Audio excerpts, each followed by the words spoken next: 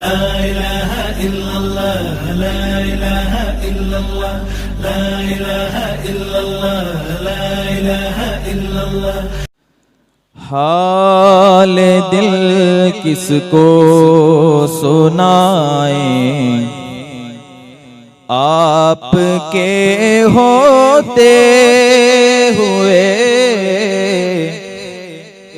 کیوں کسی کے در پہ جائیں آپ کے ہوتے ہوئے کیوں کسی کے در پہ جائیں آپ کے ہوتے ہوئے میں غلام مصطفیٰ ہوں یہ میری پہچان ہے میں غلام مصطفیٰ ہوں یہ میری پہچان ہے غم مجھے کیوں کر ستائیں غم مجھے کیوں کر ستائیں آپ کے ہوتے ہوئے حال دل کس کو سنائیں آپ کے ہوتے ہوئے اور شان محبوبی دکھائی جائے گی محشر کے دن شان محبوبی دکھائی جائے گی محشر کے دن کون دیکھے گا خطائیں کون دیکھے گا خطائیں آپ کے ہوتے ہوئے کون دیکھے گا خطائیں آپ کے ہوتے ہوئے اور کہہ رہا ہے آپ کا رب انت فیہم آپ سے کہہ رہا ہے آپ کا رب انت فیہم آپ سے میں انہیں دوں کیوں سزائیں آپ کے ہوتے ہوئے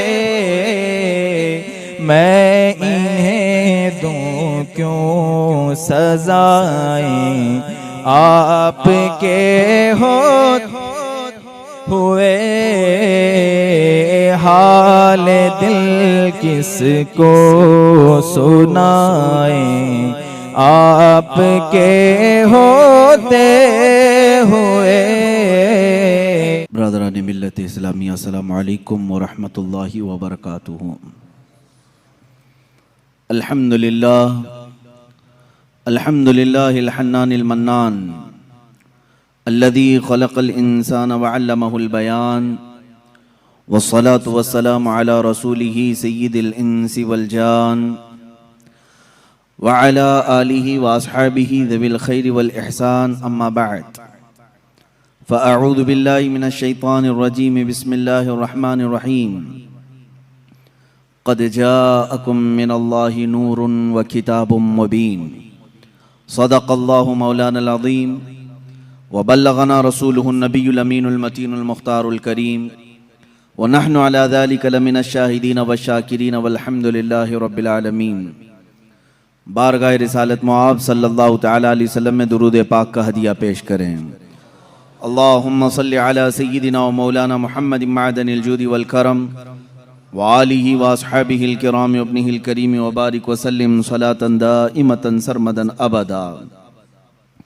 عزیزان گرامی وقار محافل میلاد پاک کی آج ہماری یہ تیسری نشست ہے اللہ تبارک و تعالی ان محافل کو ہمارے لیے اجر جزیل بنائے اور ہماری نجات کا ذریعہ بنائے۔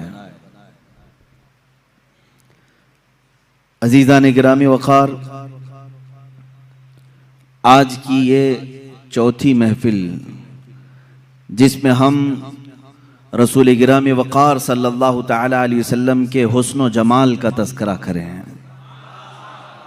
اور جب بات آئے میرے مصطفیٰ کریم صلی اللہ علیہ وسلم کے حسن کی، سارے شعراء اور سارے عشاق کے قلم تھک گئے، خطبہ اور واعظین کی زبانیں سوکھ گئی، لیکن یا رسول اللہ تمہارے ایک وصف کا بھی حق ادا نہ ہو سکا۔ اقبال نے کہا رخ مصطفیٰ ہے وہ آئینہ، رخ مصطفیٰ ہے وہ آئینہ، کہ اب اس طرح کا کوئی دوسرا آئینہ نہ ہماری بزم خیال میں ہے، نہ دکان آئینہ ساز میں ہے۔ اب ایسا آئینہ نہ ہماری بزم خیال میں ہے اور نہ دکان آئینہ ساز میں، اللہ رب العزت کے کارخانے قدرت میں اس رسول کا مثل پیدا ہی نہیں ہوا۔ اور آخر مثال کیسے دیں کہ اللہ کے حبیب صلی اللہ تعالی علیہ وسلم کیسے تھے، کس چیز سے انہیں تشبیہ دیں؟ تشبیہ اس سے دی جاتی ہے جو برابر ہو۔ آپ فلاں کی طرح لگتے ہیں، آپ ان کی طرح لگتے ہیں، تھوڑی بہت شباہت ہو، مثل ہو، لیکن جب کائنات میں دوسرا ویسا حسین آیا ہی نہیں تو مثل کس کے کہیں ہیں؟ اور یہ ہم نہیں، اگر لوگ یہ سمجھیں کہ بریلوی نعت گو شعراء نے حضور پاک صلی اللہ تعالی علیہ وسلم کی شان میں ایسے قصیدے پڑھے ہیں تو آؤ میں تمہیں بارگاہ صحابہ میں لے چلوں۔ اللہ کے حبیب صلی اللہ تعالی علیہ وسلم کو ان سے زیادہ کس نے دیکھا؟ درباری رسالت میں ہمہ وقت حاضر رہنے والے صحابی رسول حسان بن ثابت رضی اللہ تعالیٰ عنہ کی زبان سے سنیں، فرماتے ہیں وَأَحْسَنُ مِنْكَ لَمْ تَرَ قَطُّ عَيْنِي وَأَجْمَلُ مِنْكَ لَمْ تَلِدِ النِّسَاءُ خُلِقْتَ مُبَرَّأً مِّن كُلِّ عَيْبٍ كَأَنَّكَ قَدْ خُلِقْتَ كَمَا تَشَاءُ۔ کیا کہا حسان بن ثابت نے؟ کہتے ہیں یا رسول اللہ آپ سے زیادہ حسین میری آنکھوں نے دیکھا ہی نہیں، آپ سے زیادہ حسین میری آنکھوں نے دیکھا ہی نہیں، اور آپ سے زیادہ خوبصورت کسی ماں نے جنا ہی نہیں۔ فرماتے ہیں آپ تو ہر عیب سے پاک پیدا کیے گئے یا رسول اللہ، اللہ نے آپ کو ویسے ہی بنایا جیسے کہ آپ کی مرضی و منشا رہی ہو۔ عزیزان گرامی، اگر حسان بن ثابت کی بات کریں، کوئی یہ کہے کہ انہوں نے کہاں دنیا دیکھی ہوگی، حضور کو صرف دیکھا اور تعریف کر لی، تو ہم سدرہ کے مکین کی بارگاہ میں چلتے ہیں۔ جبرائیل امین جن سے کوئی دنیا کا خطہ شاید رہ گیا ہو، ہر نبی پر انہوں نے وحی اتاری ہے اللہ کی طرف سے، اور ہر کائنات کے زمانے کو دیکھا۔ جبرائیل امین کی زبان کی ترجمانی کرتے ہوئے شاعر نے کہا بارگاہ مصطفیٰ صلی اللہ تعالی علیہ وسلم میں ایک دن وہ حاضر ہوئے اور کہنے لگے آفاق ہا گردیدہ بسیار خوباں دیدہ کہتے ہیں میں نے کائنات کے بہت سارے مملکتوں کو چھان لیا ہے، بسیار خوباں دیدہ بہت سے اچھے اچھوں کو دیکھا ہے، لیکن یا رسول اللہ تو چیزیں دیگری، اے اللہ کے رسول آپ ایک الگ ہی چیز ہو، آپ کے مثل نہ میں نے پہلوں میں دیکھا نہ کبھی اس زمانے میں دیکھا۔ یہ کون کہتا ہے؟ جبرائیل امین سدرہ کے مکین سید الملائکہ کہہ رہے ہیں۔ عزیزان گرامی وقار، مصطفیٰ کریم صلی اللہ تعالی علیہ وسلم کے حسن اور آپ کے جمال کو ہر سنی مسلمان کو پڑھنا بھی چاہیے، سمجھنا بھی چاہیے۔ کیوں؟ اس لیے کہ محبوب کا حلیہ جب نگاہوں میں آتا ہے تو وہ ہمیشہ آنکھوں میں بس جاتا ہے، اور پھر اس حسین چہرے کو تصور میں لے آؤ تو دنیا کا حسن تمہیں دھوکہ بھی نہیں دے گا، دنیا کا جمال تمہیں پھر اپنی طرف فریفتہ نہیں کرے گا۔ جس کی نگاہوں میں جمال مصطفیٰ آئے دنیا کا حسن اسے ورغلا نہیں سکتا۔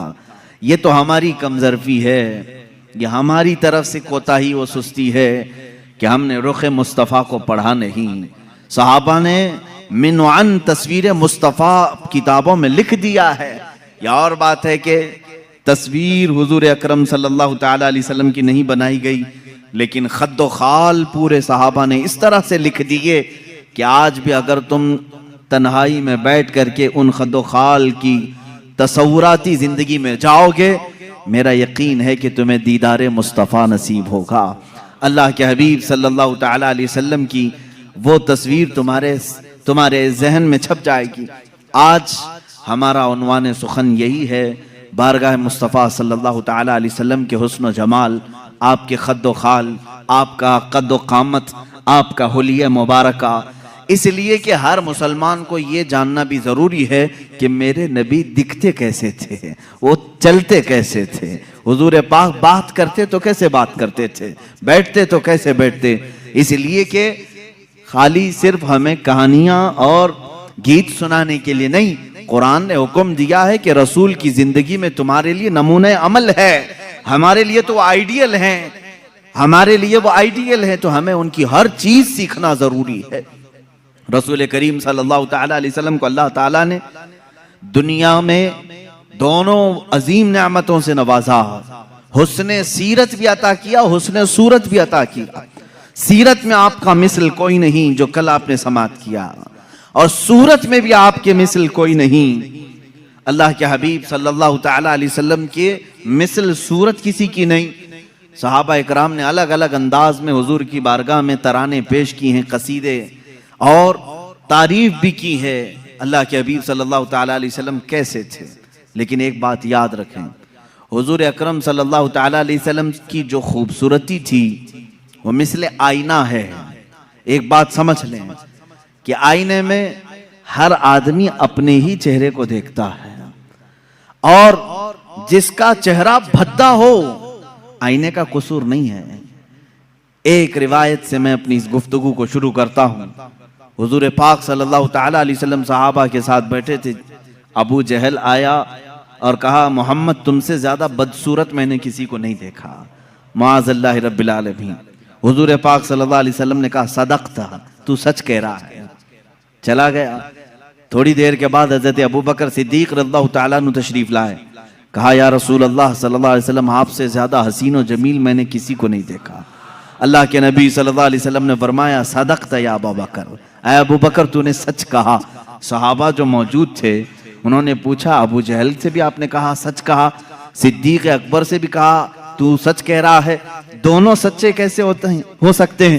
ایک نے آپ کی برائی کی، دوسرے نے آپ کی تعریف کی۔ اللہ کے حبیب صلی اللہ علیہ وسلم نے فرمایا اے میرے صحابہ، در حقیقت میرا رخ انور آئینے کی مثل ہے، جو مجھے دیکھتا ہے وہ اپنی سیرت کو دیکھتا ہے۔ ابو جہل نے اپنی قباحت کو دیکھا، اپنی برائی کی، صدیق نے اپنی خوشحالی کو دیکھا، اپنی خوبصورتی کو دیکھا اور میری تعریف کی۔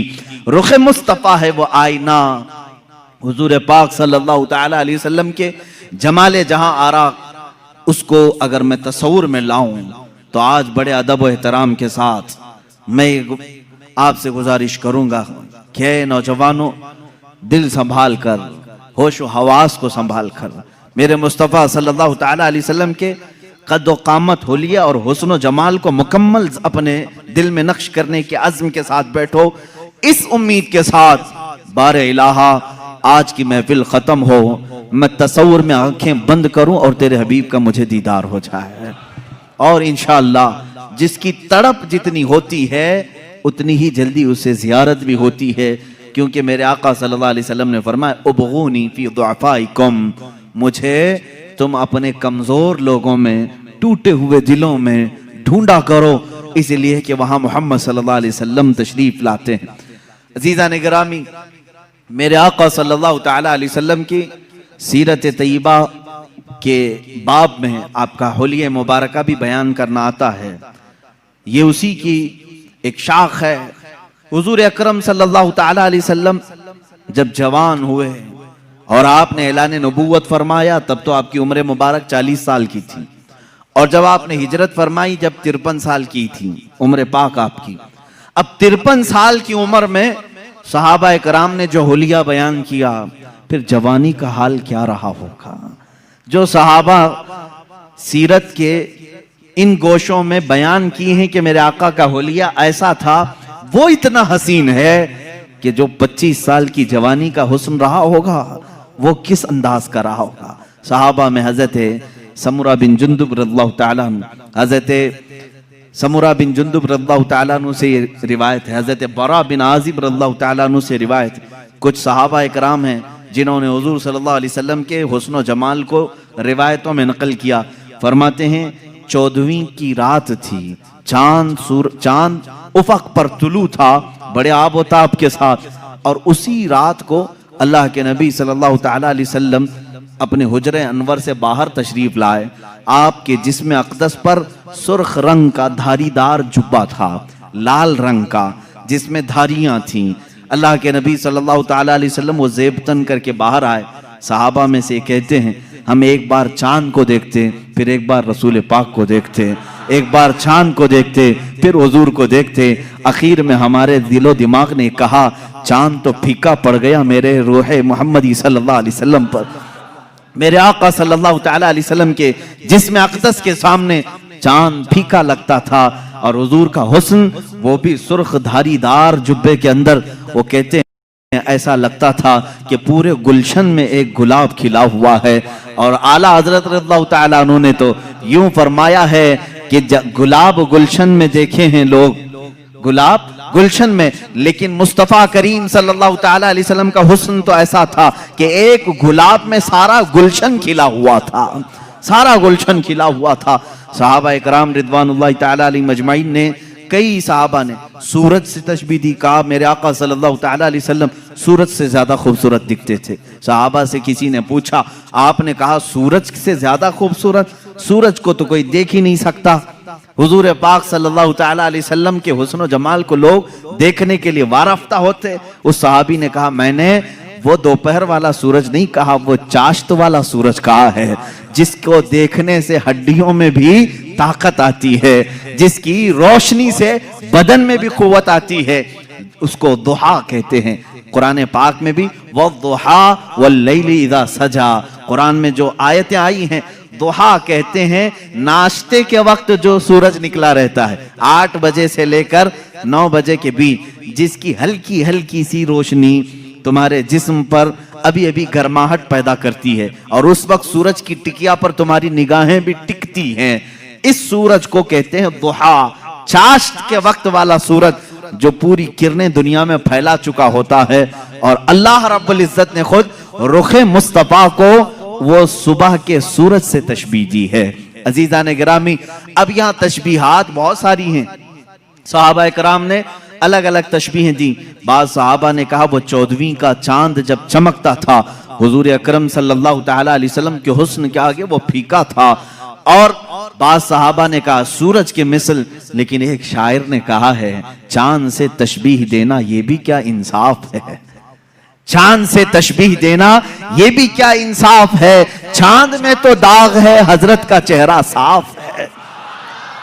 یہ شاعر نے کہا چاند میں تو کبھی ہم 14ویں کو دیکھ کے چاند کو دیکھتے ہیں اس میں داغ نظر آتے ہیں. اور شاعر نے کہا چاند سے تشبیہ دینا یہ بھی کیا انصاف ہے، چاند میں تو داغ ہے، حضرت کا چہرہ صاف ہے. میرے آقا صلی اللہ تعالیٰ علیہ وسلم کے رخ انور پر ایک دھبا بھی نہیں تھا، کبھی ایک کوئی اس طرح کی پھنسی نہیں آئی جس سے لوگ قباحت کر سکتے ہوں، کراہت کر سکتے ہوں. اب جس میں اطہر کا جو حلیہ سیرت میں بیان کیا گیا ہے وہ توجہ سے سنیں. اللہ کے حبیب صلی اللہ تعالیٰ علیہ وسلم قد و قامت میں نہ بہت زیادہ لمبے تھے اور نہ پست قد تھے، درمیانی قد، لیکن وہ بھی اس کمال کا کہ اگر 1000 کے مجمع میں ہوں تو سب سے بلند میرے آقا نظر آتے تھے.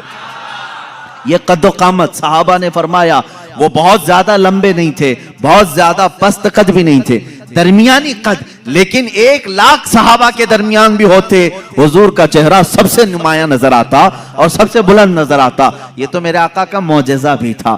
قد و قامت کے متعلق صحابہ نے یہ فرمایا اور اس کے بعد صحابہ نے ام المومنین عائشہ صدیقہ رضی اللہ تعالیٰ، ام سلمہ رضی اللہ تعالیٰ عنہ، یہ وہ صحابہ اور صحابیات اور ازواج کی تذکرے میں کر رہا ہوں جنہوں نے میرے آقا صلی اللہ تعالیٰ علیہ وسلم کے ساتھ اپنی زندگی کے لمحات بتائے ہیں اور صحبت پائی ہے. انہوں نے تاریخ میں حضور کا حلیہ رقم کیا ہے. اللہ کے نبی صلی اللہ تعالیٰ علیہ وسلم کی پیشانی مبارکہ ابھری ہوئی تھی، چوڑی تھی، ایسی نہیں کہ بالکل چھوٹی ہو، کشادہ پیشانی تھی. اور حضور اکرم صلی اللہ تعالیٰ علیہ وسلم کی دونوں بھویں جو تھی، ان کو بھویں کہا جاتا ہے، ابرو کہتے ہیں یا بھویں کہتے ہیں. یہ دونوں نہایت گھنے تھے اور بیچ میں آ کر کے مل جاتے تھے، یعنی دونوں بھووں کے درمیان ملاوٹ تھی، اتنا کشادہ نہیں، کھلے ہوئے نہیں، دونوں ابرو مل جایا کرتے تھے. یہ خوبصورتی کی اعلیٰ قسم ہوا کرتی ہے. اور حضور پاک صلی اللہ تعالیٰ علیہ وسلم کی پلکیں نہایت گھنی اور لمبی تھی. حضور پاک صلی اللہ تعالیٰ علیہ وسلم آنکھ بند کرتے تو نظر آتا، آنکھ کھولتے تو نظر آتا، بلکہ بعض صحابہ کہتے ہیں ایسا لگتا دن ہو رہا ہے رات ہو رہی ہے، دن ہو رہا ہے رات ہو رہی ہے. آنکھوں میں یہ جو پلکیں تھی کافی گھنی تھی. اور حضور اکرم صلی اللہ تعالیٰ علیہ وسلم کی بینی مبارکہ یعنی ناک شریف، حضور اکرم صلی اللہ علیہ وسلم کی نہایت ہی کھڑی ناک تھی، سیدھی بالکل، ایسی نہیں کہ چوڑے ہوں یا نتھنے نظر آتے ہوں، لیکن کھڑی ناک تھی. ایسے لگتا تھا کہ جیسے بالکل کسی نے چاندی سے تراش کر کے رکھا ہو. یہ بھی صحابہ نے کہا حضور کا جسم ناز ایسا لگتا تھا جیسے کسی نے چاندی میں ڈھال کر کے اتارا ہے. اور یہ بینی مبارکہ تھی. اور حضور اکرم صلی اللہ تعالیٰ علیہ وسلم کے رخسار مبارک، حضرت عائشہ صدیقہ فرماتی ہیں، نہ بہت زیادہ ابھرے ہوئے تھے، نہ بہت زیادہ چپکے ہوئے تھے، ہموار تھے. لیکن جب حضور مسکراتے تھے تو اس میں انار کی سرخی آتی تھی، اور جب ناراض ہوتے، غصہ ہوتے تو اس میں لال پن نظر آتا تھا. صحابہ اس سے محسوس کر لیتے حضور پاک صلی اللہ تعالیٰ علیہ وسلم کے رخسار پاک. یہاں تک کہ ایک صحابی نے کہا حضور گورے رنگت کے تھے، لیکن گورے کا مطلب چونے جیسی سفیدی نہیں، بلکہ کہتے ہیں ایسے گورے جس کو کہتے ہیں گلابی رنگت ہو. حضور پاک صلی اللہ تعالیٰ علیہ وسلم گلابی مائل تھے خوبصورتی میں. پیشانی ابھری ہوئی چوڑی، رخسار ہموار، بینی ناک مبارکہ نہایت ہی سیدھی اور کھڑی ہوئی، اور لبہائے ناز اللہ اللہ. صحابہ کہتے ہیں حضور پاک صلی اللہ تعالیٰ علیہ وسلم کے ہونٹ نہایت ہی سرخ تھے، ایسا لگتا تھا جیسے کسی نے کلی کیا ہوا ہو، اس کو ایسے تراشا گیا ہو. جب میرے آقا صلی اللہ تعالیٰ علیہ وسلم مسکراتے تھے تو لوگوں صحابہ نے بیان کیا اس میں ایک دھار بھی نظر نہیں آتی تھی. جیسے بچوں کے ہونٹ لب نرم و نازک ہوتے ہیں، یہ ہمارے بچوں کے جوان ہوتے ہوتے ہونٹ سخت ہو سکتے ہیں، بڑھاپے میں ہونٹ لٹک سکتے ہیں، لیکن صحابہ جس عمر کی یہ حالت بیان کر رہے ہیں یہ حضور کے 53 سالہ عمر کی بات ہے. 53 سالہ عمر کے وقت حضور کے لبہائے ناز نہایت ہی نرم اور بہت ہی دلگداز تھے. حضور جب مسکراتے تھے تو یہ ہونٹ پھیل جاتے تھے اور اس میں سرخی نظر آتی تھی. اور رسول کریم صلی اللہ تعالیٰ علیہ وسلم کی ذقن مبارک یعنی ٹھوڈی شریف یہ بالکل ہی مثلث نما، یعنی ایسے نہیں کہ جس کو عیب دار سمجھا جائے. اور داڑھی شریف اتنی گھنی تھی، حضور پاک صلی اللہ تعالیٰ علیہ وسلم کی داڑھی نہایت گھنی. اور بال شریف بہت سیدھے بھی نہیں، بہت گھنگرو بھی نہیں، لیکن تھوڑے سے گھنگریالو تھے. اور سر مبارک سے جو بال تھے صحابہ اکرام فرماتے ہیں کہ پیشانی سے لٹک کر کانوں کی لو تک آتے تھے. جو زلفیں تھی حضور پاک صلی اللہ علیہ وسلم کی اور کبھی کندھوں تک آ جاتے تھے، لیکن ان زلفوں میں بل کھائے ہوئے تھے، یعنی ہلکے ہلکی سے گھنگریالو تھے. اور رسول کریم صلی اللہ تعالیٰ علیہ وسلم کے کانوں سے جب یہ گھنے بال کندھوں تک لٹکتے تھے، ماں عائشہ صدیقہ فرماتی ہیں کالے بال، نہایت کالے بال جب وہ دونوں کندھوں تک لٹکتے تھے اور ان بالوں کے بیچ میں دونوں کان ایسے لگتے جیسے تارے رات میں کھلے ہوئے ہوں. دو بڑے ستارے ان گھنے بالوں کے درمیان کھلے ہوئے ہوں. صحابہ کہتے ہیں اسی طرح سے نظر آتے تھے کیونکہ کانوں میں بالکل سفیدی تھی، بہت ہی روشنی تھی، اور بال نہایت ہی رنگ کالے. اور ان کالی رنگت میں جب وہ سفید رنگ کے کان ہوں، یقیناً وہ خوبصورت ہوں گے، یقیناً وہ تارے سے زیادہ خوبصورت لگتے ہوں گے۔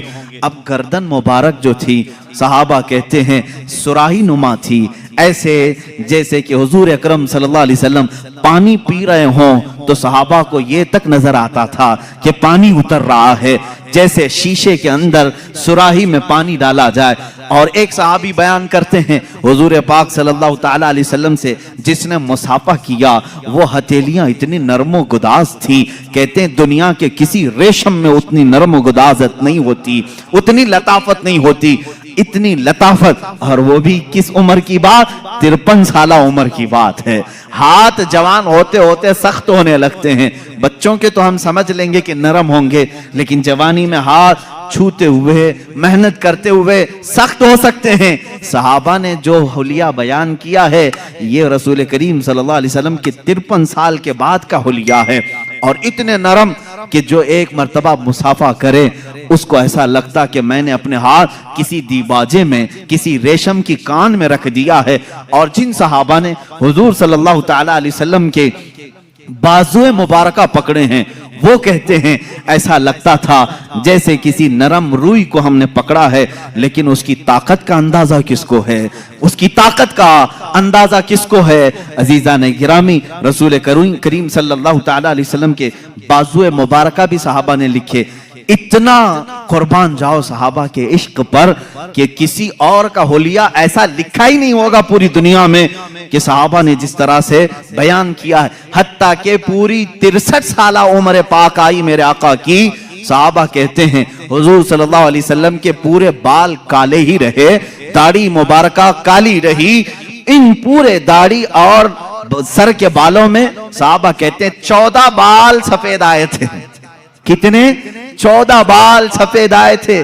اللہ اللہ، صحابہ کا یہ عشق تھا، وہ حضور پاک کے سفید بال تک گن کر کے رکھتے تھے۔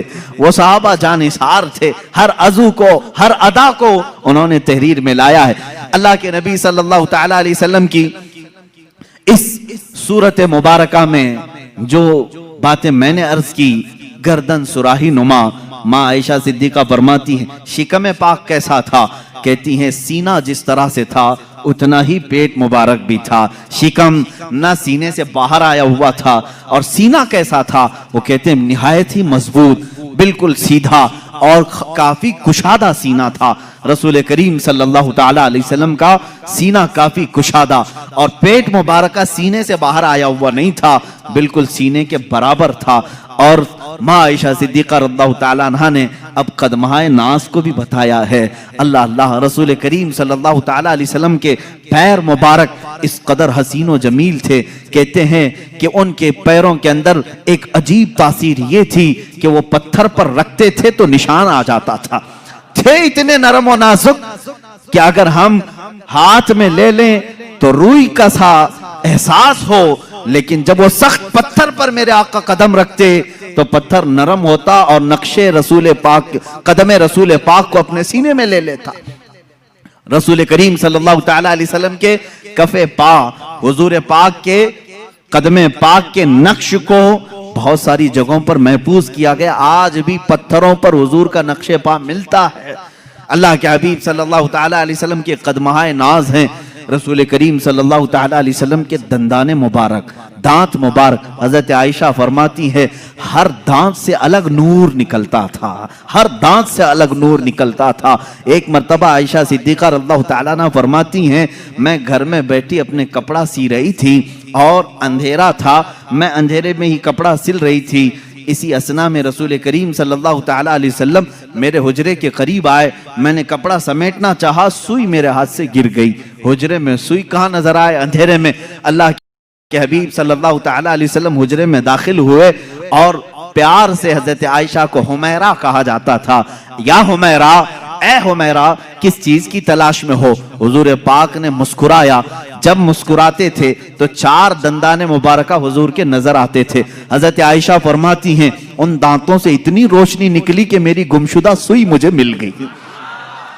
4 دندان مبارکہ کی روشنی سے حجرے میں اتنی روشنی آئی تھی کہ حضرت عائشہ فرماتی ہیں میری گمی ہوئی سوئی مجھے واپس مل گئی۔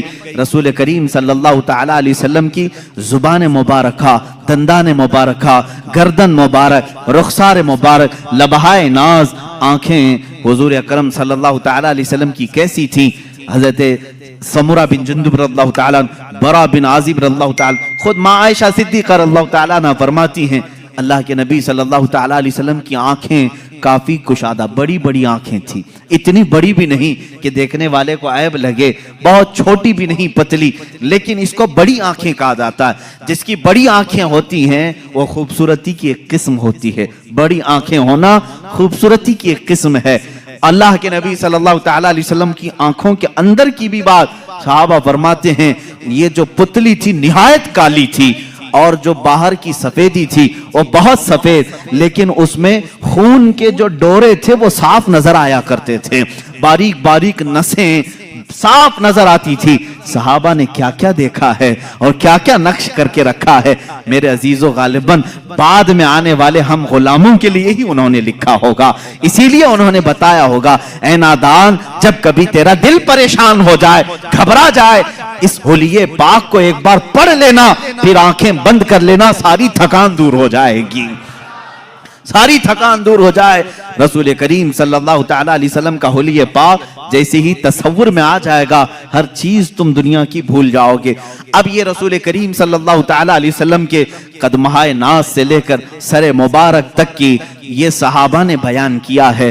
अजीजा ने गिरामी, अब उशाकान मुस्तफ़ा की बारगाह में आते हैं। इन तमाम चीज़ों को बाज ने अपने नसर में लिखा है, बाज ने अपने अशार में लिखा है। इमाम बूसीरी रज़ियल्लाहु तआला अन्हु कसीदा बुर्दा शरीफ में मेरे आका सल्लल्लाहु तआला अलैहि वसल्लम के खद्दो खाल को पूरे तौर पर अपने कसीदे में लिखा है, फजौहरुल हुस्नी गैर मुनक़सिमी, ये ऐसा जौहर है जिसको मुनक़सिम नहीं किया जा सकता। और हुजूर अकरम सल्लल्लाहु तआला अलैहि वसल्लम के तमाम आज़ाए मुबारका को अगर पढ़ना हो, इमाम इश्क़ व मोहब्बत आला हज़रत फाज़िल बरेलवी रज़ियल्लाहु तआला अन्हु के सलातो सलाम, मशहूर ज़माना सलाम, मुस्तफ़ा जाने रहमत पे लाखों सलाम, शम्मे बज़्म हिदायत पे लाखों सलाम, इसमें जितने अशआर आए हैं उसमें आला हज़रत ने हुजूर पाक सल्लल्लाहु तआला अलैहि वसल्लम के होलिये पाक का भी पूरा नक्शा सलाम में पेश कर दिया है। ये सलाम बारगाह रिसालत में मकबूल सलाम है, मकबूल सलाम है, इसलिए कि फाजिल बरेलवी रहमतुल्लाह ताला अलैह हुजूर पाक सल्लल्लाहु ताला अलैहि वसल्लम के एक एक अज़ू का तज़किरा करते हैं और उस पर सलाम भेजते हैं। हुजूर की पूरी जात पर तो सलाम है ही है, लेकिन हुजूर के हर अज़ू पर सलाम है। कहते हैं जिसके आगे सरे सरवरां झुके उस जबीने सआदत पे लाखों सलाम। आला हज़रत फरमाते हैं जिसके माथे शफाअत का सहरा रहा उस जबीने सआदत पे लाखों सलाम। भवों की बात आती है, इमाम अहले सुन्नत कहते हैं जिनके आगे मेहराबे काबा झुकी, जिसके सजदे को मेहराबे काबा झुकी, उन भवों की लताफत पे लाखों सलाम। हुजूर पाक के लभाए नाज का तज़किरा आता है, इश्क मोहब्बत का इमाम कहता है पतली पतली गुले कुद्स की पत्तियां, उन लबों की नजाकत पे लाखों सलाम।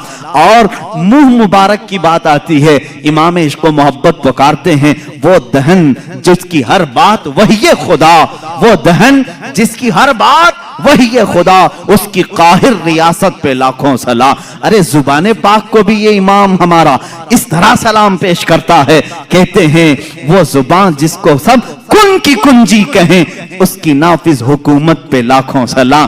कान मुबारक पर भी सलाम भेजा, कहा दूरो नजदीक के सुनने वाले वो कान लाले करामत पे लाखों सलाम। हाथों पर भी सलाम भेजा, हाथ जिस्म तो उठा गनी कर दिया मौजे बहरे समाहत पे लाखों सलाम। अरे शिकमे नास पर भी बरेली के इमाम ने सलाम भेजा, कहा कुल जहां मिल्क और जौ की रोटी ग़िज़ा, उस शिकम की कनाअत पे लाखों सलाम। मेरे आका के कदमहाए नास पर भी सलाम भेजा, कहा खाई कुरान खाके गुजर की कसम, खाई कुरान खाके गुजर की कसम, उस कफे पाक की हुर्मत पे लाखों सलाम। मेरे आला हजरत ने मेरे आका सल्लल्लाहु ताला अलैहि वसल्लम के हर अज़्वे नाज़ पर सलाम भेजा है, इसीलिए ये सलाम मकबूल बारगाह अनाम है। रसूल करीम सल्लल्लाहु ताला अलैहि वसल्लम के दरबार में ये कबूल किया हुआ सलाम है।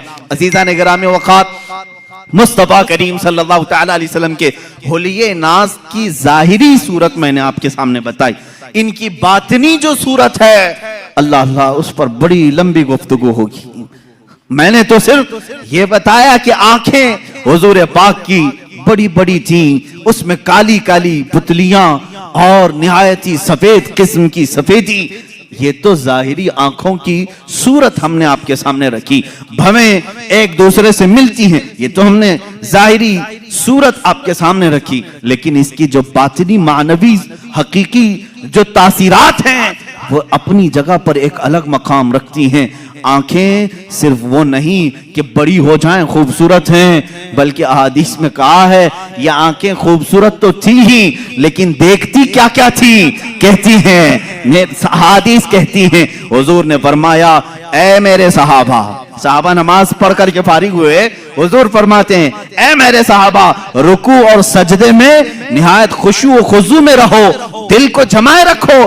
صحابہ گھبرا گئے، یہ جماعت سے نماز ہوئی ہے، امام سید الانبیاء، صحابہ مقتدی. نماز کے بعد صحابہ سے کہہ رہے ہیں رکوع سجدہ برابر کرنا. کیوں؟ صحابہ نے پوچھا یا رسول اللہ صلی اللہ تعالیٰ علیہ وسلم کیا بات ہے؟ اللہ کے نبی فرماتے ہیں اے میرے صحابہ جس طرح میں اپنے آگے دیکھتا ہوں ویسے میں اپنے پیچھے بھی دیکھتا ہوں. اور پھر فرمایا انی ارا ما لا ترون، میں وہ سب دیکھتا ہوں جو تم نہیں دیکھتے. وہ رسول کریم صلی اللہ تعالیٰ علیہ وسلم کے نگاہوں کا ظاہری جمال اپنی جگہ، جس طرف اٹھ گئی دم میں دم آ گیا اس نگاہ عنایت پہ لاکھوں سلام. یہ نگاہیں ہیں جن کی تاثیر بھی یہ ہے. اور حضور اکرم صلی اللہ تعالیٰ علیہ وسلم کے چہرے ناز کی خوبصورتی آپ کے سامنے رکھا. بے مثل حسن ہے، لاجواب اور بے نظیر حسن ہے، لیکن چہرے مبارکہ کی تاثیر ایسی. اللہ اللہ میرے عزیزو، یہ رسول نماز میں ہیں، ظہر کی نماز پڑھا رہے ہیں. اس چہرے کا تذکرہ قرآن میں بھی آیا ہے. یہ چہرہ حضور پاک کا جو بیان کیا نہایت گلابی رنگت کا خوبصورت، ابرو کشادہ، پیشانی کشادہ، میں نے ظاہری صورت رکھی. قرآن اس چہرے کا تذکرہ کیسے کہہ رہا ہے؟ یہ مدینہ طیبہ کا ایک علاقہ ہے، صحابہ کو نماز پڑھا رہے ہیں، ظہر کی نماز ہے، 2 رکعت ہو گئی. اس وقت قبلہ بیت المقدس تھا، اس وقت مسلمانوں کا قبلہ بیت المقدس تھا. مسجد اقصی کی طرف نہ منہ کر کے نماز پڑھ رہے تھے. رسول کریم صلی اللہ تعالیٰ علیہ وسلم کے دل میں خیال گزرا کاش ہمارا قبلہ خانہ کعبہ ہوتا تو زیادہ اچھا ہوتا، اس لیے کہ بیت المقدس اس طرف تھا، خانہ کعبہ بالکل پیچھے کی طرف تھا، اپوزٹ سمت میں. اور یہ خیال آیا. پھر آگے کی بات قرآن سے سنو، 2 پارے کا پہلا صفحہ ہے. مولا تعالیٰ فرماتا ہے قد نرا تقلب وجهك في السماء فلنولينك قبلة ترضاها. اے رسول، حضور صلی اللہ تعالیٰ علیہ وسلم نے یہ خیال کیا دل میں، اور اس کے بعد کیا کیا؟ 2 رکعت نماز پڑھا لی صحابہ کو اور اپنا چہرہ آسمان کی طرف اٹھانے لگے. تم اگر آسمان کی طرف منہ اٹھاؤ گے نماز مکروہ ہو جائے گی. تم اگر اپنا چہرہ نماز کی حالت میں آسمان کی طرف اٹھاؤ گے نماز مکروہ ہے. رسول پاک صلی اللہ علیہ وسلم 2 رکعت کے بعد اپنا چہرہ پاک آسمان کی طرف اٹھانے لگے. 1 بار اٹھایا، 2 بار اٹھایا، 3 بار اٹھایا. آیت نازل ہو گئی، جبرائیل امین آ گئے یہ لے کر کے قد نرا تقلب وجهك في السماء. اے محبوب ہم نے آپ کا آسمان کی طرف چہرہ اٹھانا ہم دیکھ رہے ہیں. اے رسول ہم آپ کا چہرہ اٹھانا دیکھ رہے ہیں اور ہم آپ کو اس قبلے کی طرف پھیر دیں گے جہاں آپ کی مرضی ہے. فَوَلِّ وَجْهَكَ شَطْرَ الْمَسْجِدِ الْحَرَامِ. اور اللہ تعالیٰ نے پھر فوراً ایک آیت اور نازل فرمائی. پہلے کیا کہا رب تعالیٰ نے؟ اے حبیب آپ کے دل میں جس قبلے کا خیال ہے قبلتن ترضاہا، جس کی طرف آپ کی رضا ہے اسی قبلے کی طرف ہم آپ کو پھیریں گے. پھیریں گے کب پھیریں گے؟ یہ ابھی نہیں آیا، فوراً آیت اتر گئی. ابھی تو یہ ظہر کی نماز میں تھے، جبرائیل امین نے آیت پیش کی فَوَلِّ وَجْهَكَ شَطْرَ الْمَسْجِدِ الْحَرَامِ. اے رسول آپ کی خواہش ہوئی ہے، دیر کس بات کی، اسی حالت میں آپ پھر جائیں. آج سے قبلہ آپ کا خانہ کعبہ بنا دیا گیا ہے. یہ نہیں کہ یہ نماز ہو جائے ظہر کے بعد عصر سے جو ہے قبلہ ادھر ہوگا، مغرب سے ادھر ہوگا، نہیں. رسول نے خواہش ابھی کی ہے نماز میں، ابھی ہی قبلہ بدل دیا جائے. اسی لیے کہا گیا ہے یہ چہرے ناز کی ظاہری صورت تو میں نے بتایا، باطنی اس کی تاثیر یہ ہے، اگر آسمان کی طرف یہ چہرہ اٹھ جائے تو قیامت تک آنے والے مسلمانوں کا قبلہ بدل جائے۔ قبلہ بدل گیا، اب دوبارہ قبلہ کوئی بدل نہیں سکتا۔ کس نے بدلا؟ چہرہ مصطفیٰ نے قبلہ بدلا ہے۔ یہ چہرہ مصطفیٰ آسمان کی طرف اٹھا ہی تھا کہ خانہ کعبہ قبلہ بن گیا، حضور مڑ گئے اور قبلہ کعبہ ہو گیا۔ پھر یہ 2 رکعت کعبے کی طرف منہ کر کے پڑی گئی۔ عزیزان گرامی، اس چہرہ ناز کی یہ حقیقی جو تاثیر ہے وہ میں عرض کر رہا ہوں۔ ایک ظاہری حسن و جمال ہے، ایک باطنی حسن و جمال ہے، دونوں جمال کے ساتھ میرے آقا صلی اللہ تعالی علیہ وسلم اس دنیا میں تھے۔ اب یہاں میں اگر بتا دوں، ایک صحابی کہتے ہیں حضور صلی اللہ تعالی علیہ وسلم کا جو حقیقی حسن و جمال تھا وہ تو کسی نے دیکھا ہی نہیں، کسی نے دیکھا نہیں، کیونکہ خود میرے آقا صلی اللہ تعالی علیہ وسلم فرماتے ہیں میری حقیقت کو میرے رب کے سوا کوئی نہیں جانتا، کوئی نہیں جانتا۔ حقیقت محمدیہ کیا ہے یہ کوئی نہیں جانتا۔ میں مصر میں تھا اور وہاں پر ایک شیخ تھے، نابینا تھے، بڑے پائے کے بزرگ ہیں، 14 سال سے وہ صرف حقیقت محمدیہ پر جمعہ پڑھا رہے ہیں، خطبہ دے رہے ہیں، 14 سال ہو گئے اور اسی پر گفتگو ہے، آج تک ان کی مکمل نہیں ہوئی۔ ابھی بھی خبر یہ ملی تھی، اب تک وہ گفتگو کر رہے ہیں ہر جمعہ حقیقت محمدیہ۔ میرے عزیزو، اسی لیے کہا گیا ہے کہ سارے قلم ٹوٹ گئے، زبانیں خشک ہو گئیں، لیکن رسول اللہ صلی اللہ تعالی علیہ وسلم کے اوصاف کا حق کسی نے ادا نہیں کیا۔ لا یمکن الثناء کما کان حقہ، جیسا ان کا حق ہے ویسی ثنا ہو ہی نہیں سکے گی۔ میں اب یہاں اس صحابی رسول کی بات عرض کرتا ہوں جنہوں نے یہ فرمایا رسول پاک کا حقیقی حسن و جمال کسی نے دیکھا ہی نہیں، اس لیے کہ اس صحابی نے فرمایا میں نے رسول کریم صلی اللہ تعالی علیہ وسلم سے سنا ہے اگر میرے حسن و جمال کو آشکار کر دیا جائے تو کسی کی آنکھیں دیکھنے کی تاب بھی نہیں لا سکیں گی، دیکھنے کی تاب بھی نہیں لا سکیں گی۔ اس سے ریلیٹڈ روایت ہمیں یہ ملتی ہے، جب معراج مصطفیٰ ہوئی، میرے آقا صلی اللہ تعالی علیہ وسلم آسمانوں پر بلائے گئے، آسمانوں پر آپ کو معراج کا سفر معلوم ہے، وہ نہایت ہی اعلیٰ شان والا سفر ہے۔ جبرائیل امین آئے ہیں، بڑے ناز و انداز کے ساتھ لے جایا جا رہا ہے، انبیاء کے ساتھ انہیں تعارف کرایا گیا یا امامت کروائی رسول کریم صلی اللہ تعالی علیہ وسلم کی۔ اس کے بعد آسمانوں کا سفر۔ ایک روایت یہ ملتی ہے جنت کے جو فرشتے ہیں وہ جنت کی مشعلیں روشن کرنے لگے، جنت کی مشعلیں۔ ظاہر سی بات ہے دولہا آ رہا ہو تو آپ یا تو پھول لے کر کھڑے ہوں گے، لیکن وہ رات کا منظر تھا، لالٹین جس طرح سے کہیں آپ، یا شمع روشن کر کے فرشتے کھڑے تھے، جنت کی مشعلیں روشن کی جا رہی تھی۔ رب ذوالجلال بہت بہتر جانتا ہے، لیکن وہ اپنے حبیب کی شان بیان کرنا چاہتا ہے۔ فرشتوں سے فرمایا اے ملائکہ یہ مشعلیں کیوں روشن کر رہے ہو؟ فرشتوں نے عرض کیا مولا تیرے حبیب کے استقبال میں، تیرا حبیب معراج کے سفر پر ہے اور تیرے قرب کی منزلیں طے کر رہا ہے، ہم اس کی آمد کے انتظار میں، ہم اس کے استقبال میں یہ مشعلیں روشن کر رہے ہیں۔ رب ذوالجلال نے فرمایا اے ملائکہ یہ مشعلیں رکھ دو، اس لیے کہ میں اپنے نبی کے، اپنے حبیب کے چہرے پر 70,000 حجابات رکھا ہوں، 70,000 پردے رکھا ہوں، اگر ان میں سے ایک پردہ میرا حبیب اٹھائے، ایک آسمان سے دوسرے آسمان کے درمیان خوب روشنی ہو جائے، ایک پردہ ہٹایا جائے تو سارے دو آسمانوں کے بیچ کا حصہ روشن ہو جائے۔ اللہ نے اتنے حجابات میں مصطفیٰ کریم صلی اللہ علیہ وسلم کو دنیا میں بھیجا، اسی لیے بعض بزرگوں نے فرمایا میرے آقا نور ہیں، لباس بشر میں دنیا میں آئے۔ ایک بات یاد رکھیں، سنیوں پر ایک بڑی تہمت لگائی جاتی ہے کہ یہ رسول پاک کو انسان نہیں مانتے، یہ صرف نور کہتے ہیں، صرف نور نہیں۔ میرے عزیز نور بھی ہیں بشر بھی ہیں. بشر کے لباس میں دنیا میں تشریف لائے اور جب آسمانوں پر سفر کیے وہ اپنے نورانی صورت میں تشریف لے گئے. میرے نبی کی دو حیثیتیں ہیں, زمین پر بشری حیثیت ہے, آسمانوں پر نوری حیثیت ہے. اسی لیے کہ میرے آقا نے خود فرمایا حضرت جابر سے, اے جابر, اللہ نے ساری مخلوقات میں سب سے پہلے تیرے نبی کے نور کو پیدا کیا, تیرے نبی کے نور کو پیدا کیا. اب جو نور نہ ہو اس کا آسمانوں کا سفر بھی مشکل ہے. وجہ یہ ملائکہ سفر کرتے ہیں. آسمان کیا ہے؟ یہ بادل نہیں, یہ دھواں نہیں کہ اس میں سے اڑ کے چلے جائیں. ایک دبیز پردہ ہے, زمین سے زیادہ سخت ہے آسمان. کھودو تو کھودا بھی نہیں جا سکے گا. کن چیزوں سے؟ بڑے الگ الگ دھات ہیں, معدنیات, جس کو آپ کہیں میٹل. آسمان, ہر آسمان الگ الگ میٹل کا ہے اور اس میں دروازے ہیں, باضابطہ کھولے جاتے ہیں. یہ ہماری نگاہوں نے تو نہیں دیکھا. اب ان آسمانوں سے کوئی سفر کرے لباس بشر میں سمجھتا ہوں یہ مشکل ہے. اب یہ آسمانوں کو پھاڑے بغیر, توڑے بغیر, جیسے فلسفیوں کا اجرام فلکیہ, انہوں نے انکار کیا معراج مصطفیٰ کا. بعض فلسفی کہیں آسمان ٹوٹ ہی نہیں سکتا, اس میں سے کوئی جائے گا کیسے؟ لہذا رسول گئے ہی نہیں اوپر, کیسے جا سکتے ہیں؟ فلسفی جو ہیں وہ عقل کے دل دادا ہوتے ہیں بیچارے, جتنی سمجھ میں ہے اتنا ہی کہیں گے.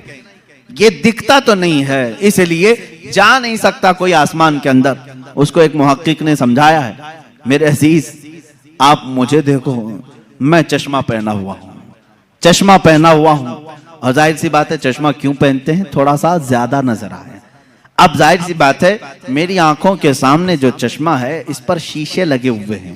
اب دیکھنے والی جو چیز ہمارے اندر ہوتی ہے وہ کیا ہے؟ آنکھوں کے اندر نور کا ایک ہلکا دانہ ہوتا ہے, نور کا ایک ہلکا ذرہ ہوتا ہے. اگر وہ نور مر گیا تو تمہاری آنکھیں بھی اندھی ہو گئی.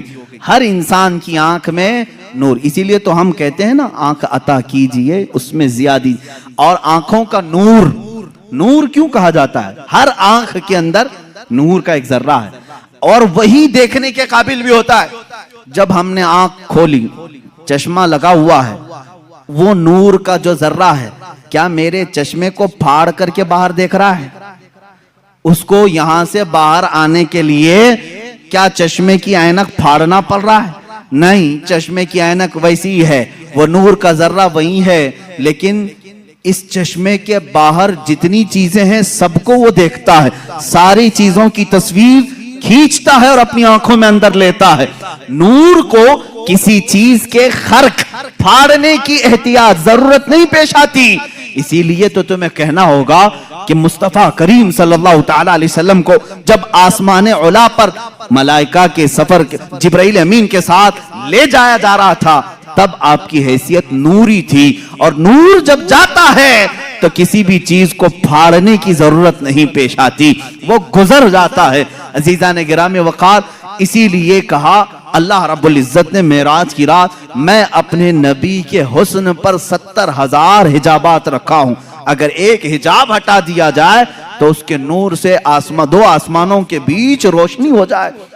یہ رسول کریم صلی اللہ تعالی علیہ وسلم کے چہرے جمال جہاں آرا کی جو باطنی صورت ہے. میں نے ظاہری صورت بتائی, باطنی اور معنوی حقیقی جو صورت ہے وہ تو ہم میں سے کون سمجھ سکے گا.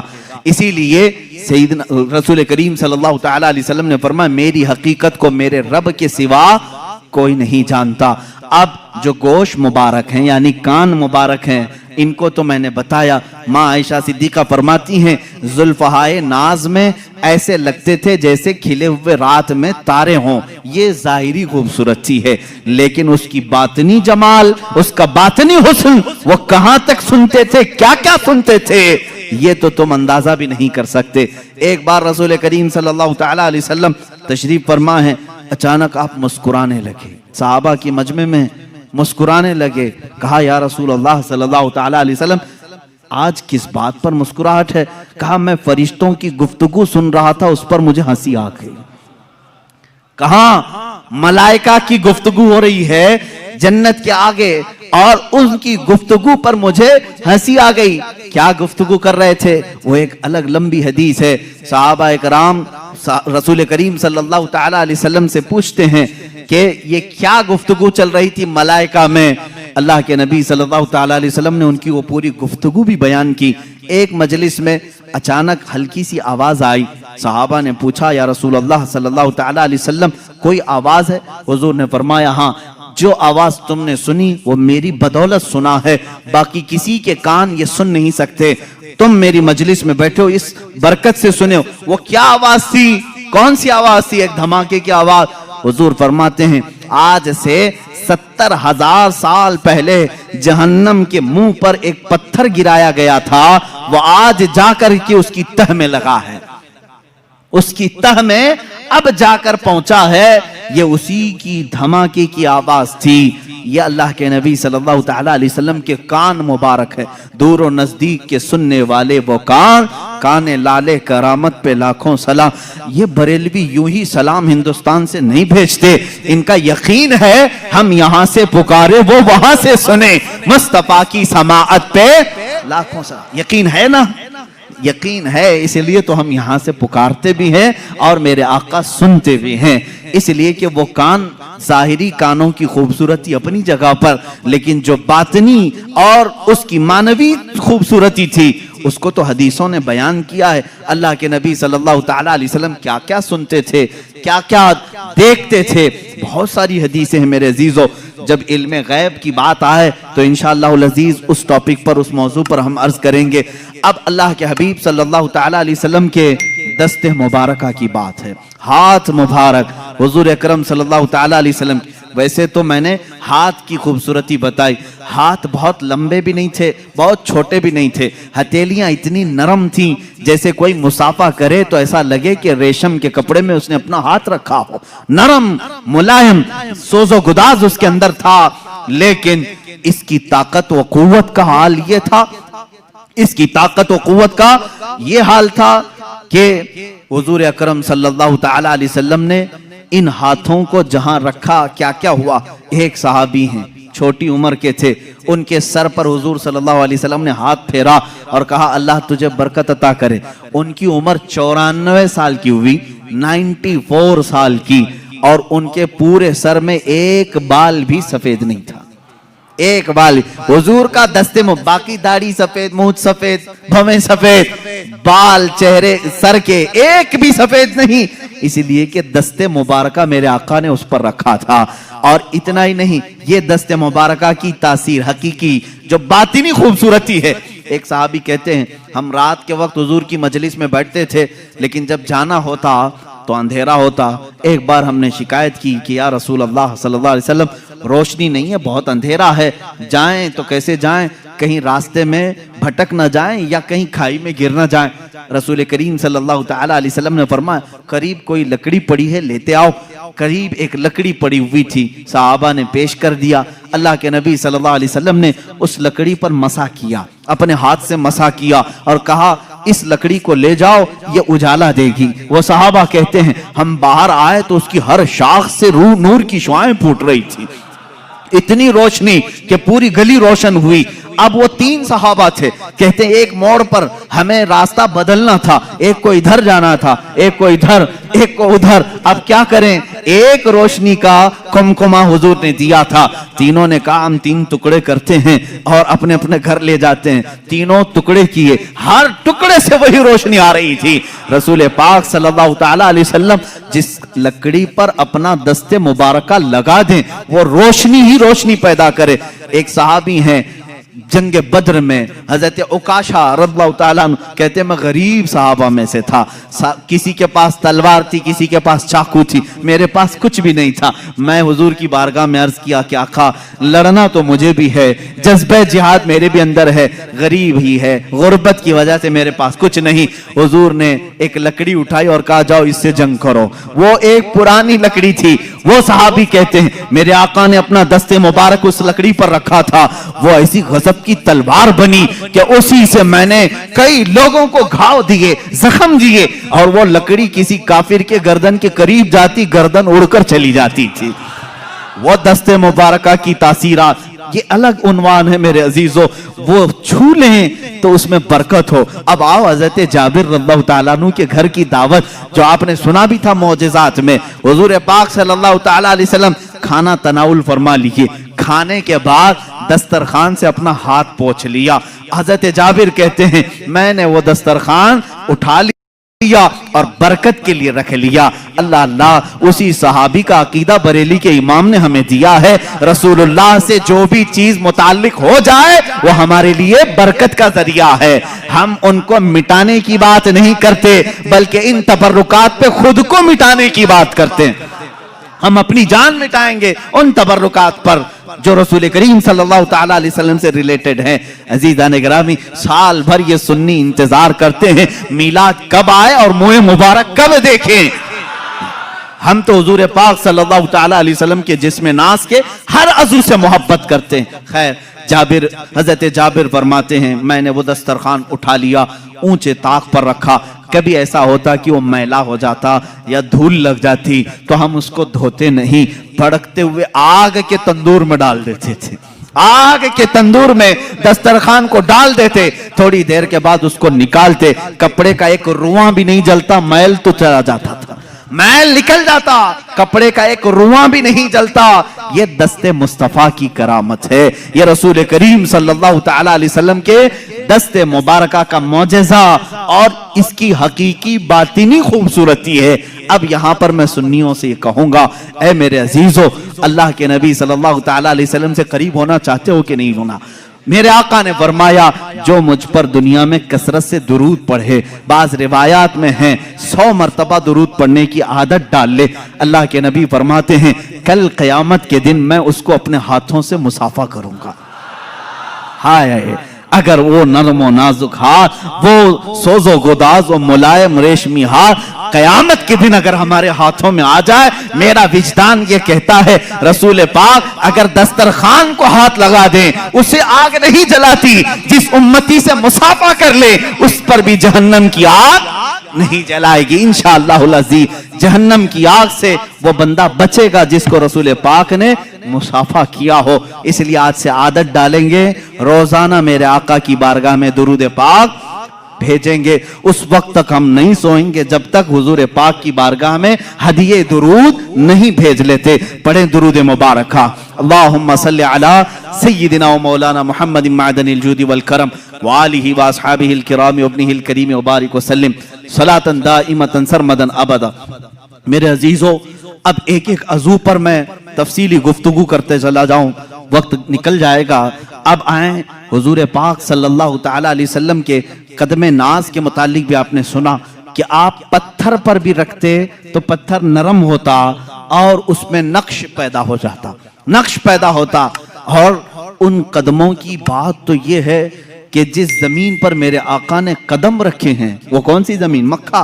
اللہ نے قرآن پاک میں اس زمین کی قسم یاد فرمائی، لا اقسم بہذا البلد وانت حل بہذا البلد۔ مولا فرماتا ہے قسم ہے اس شہر مبارک کی، کون سے؟ مکہ کی قسم قرآن میں ہے، سورہ بلد آپ پڑھیں 30ویں پارے میں، اللہ فرماتا ہے اس شہر کی قسم۔ کیوں قسم؟ قسم مقدس چیز کی اٹھائی جاتی ہے۔ اللہ فرماتا ہے وَأَنْتَ حِلٌّ بِهَذَا الْبَلَدِ، اس لیے قسم کہ میرا حبیب اس شہر میں جلوہ گر ہے۔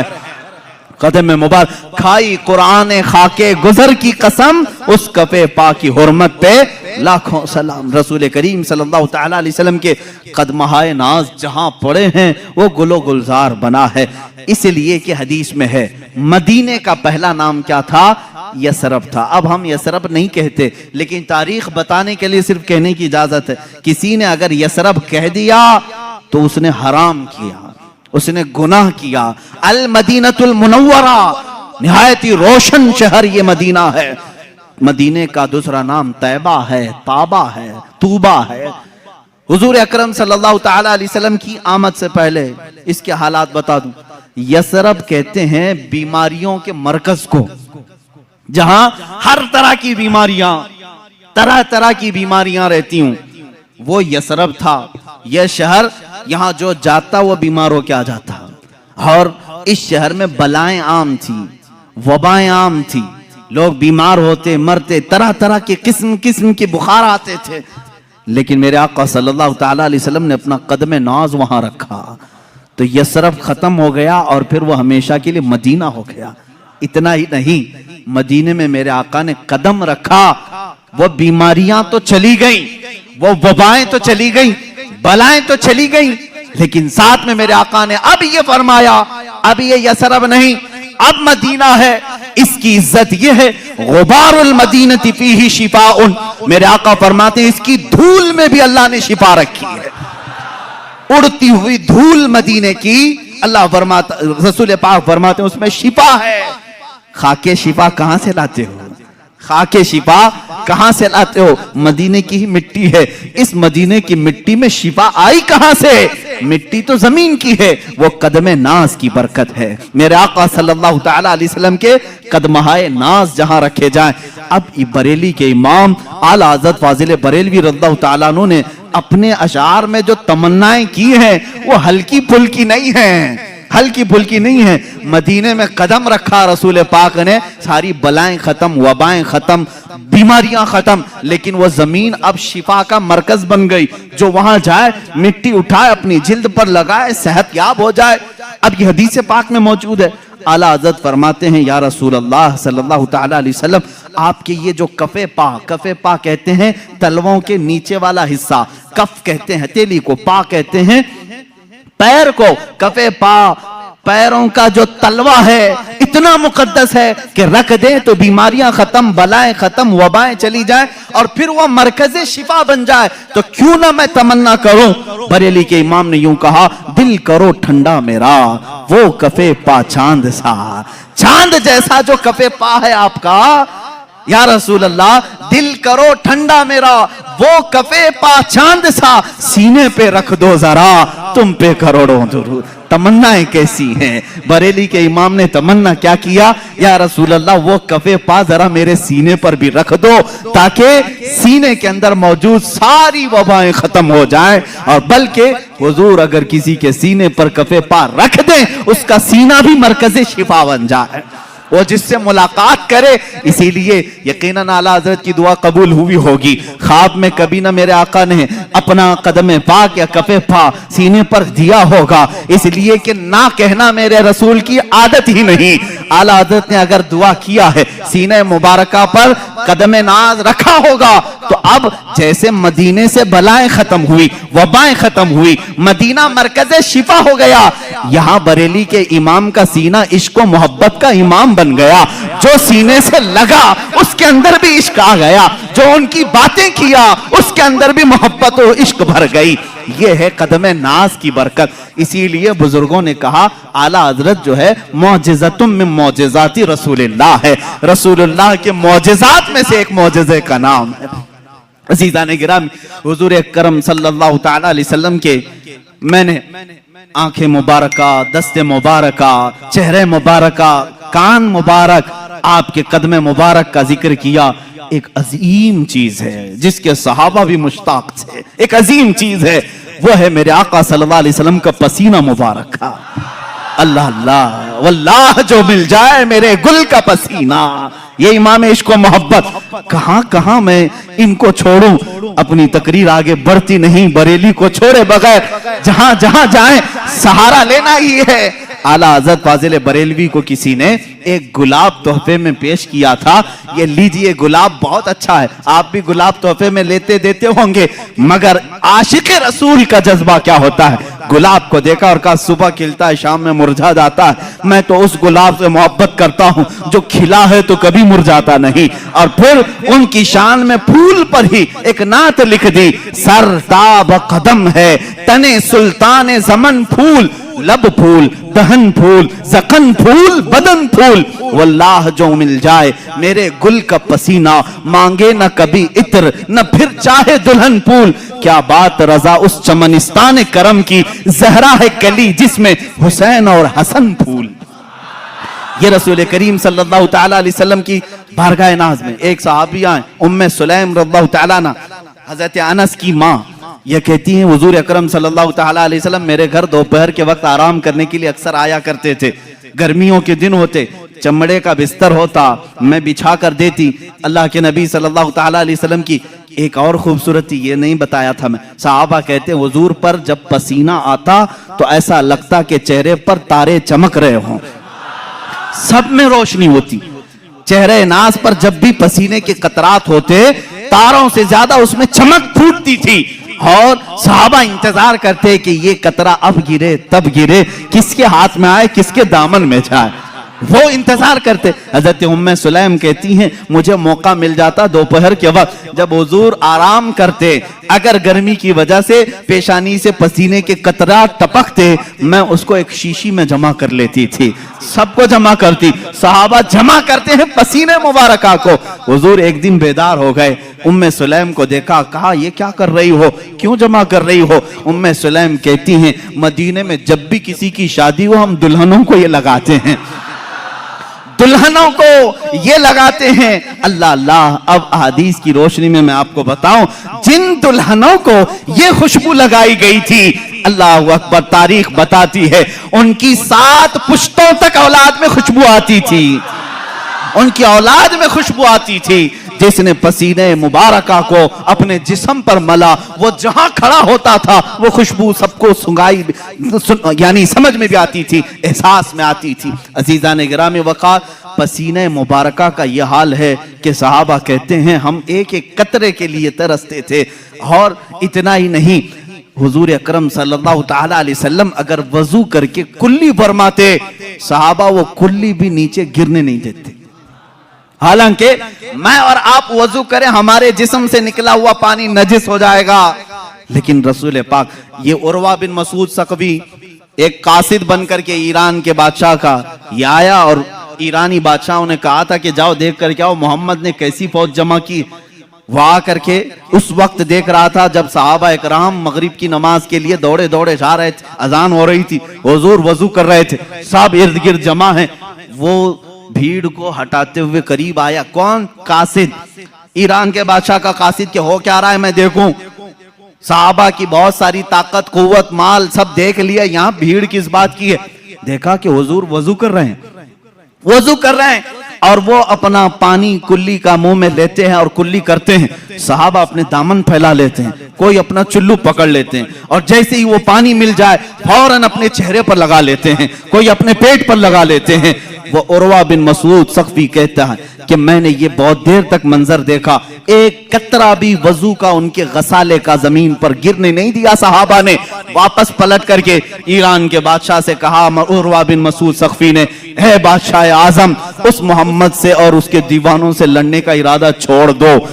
कहा बहुत बड़ी फौज है, बहुत सामान जमा किया। कहा नहीं, बहुत बड़ी फौज नहीं, बहुत सामान नहीं, लेकिन ऐसे दीवाने जमा किए हैं कि मैंने कैसर और किसरा के यहाँ भी ये अदब और एहतराम नहीं देखा। कहा क्या है? कहा अरे वो दीवाने उसके कुल्ली के एक कतरे को जमीन पर गिरने नहीं देते, वो कब उनके खून के कतरे को जमीन पर आने देंगे? वो अपना सब कुछ लुटा देंगे, लेकिन उनके खून का एक कतरा भी जमीन पर गिरने नहीं देंगे। ताकत और कुव्वत के बादशाह भी लरस जाते थे इश्क सहाबा को देख करके।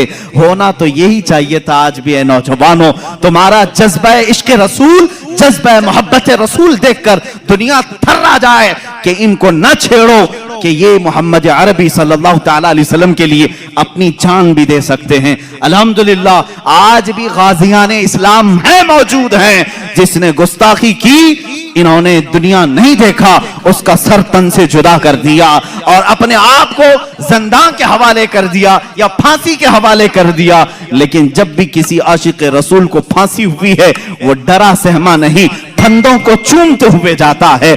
इसलिए कि हमारा अकीदा है कि जो इश्क मुस्तफा में फांसी की सजा पर भी चढ़ जाए, अजीजा ने गिरामी, उसकी सजा सख्त नहीं होती। इधर फांसी का फंदा लगा होगा, सामने जमाले मुस्तफा देख रहा होगा।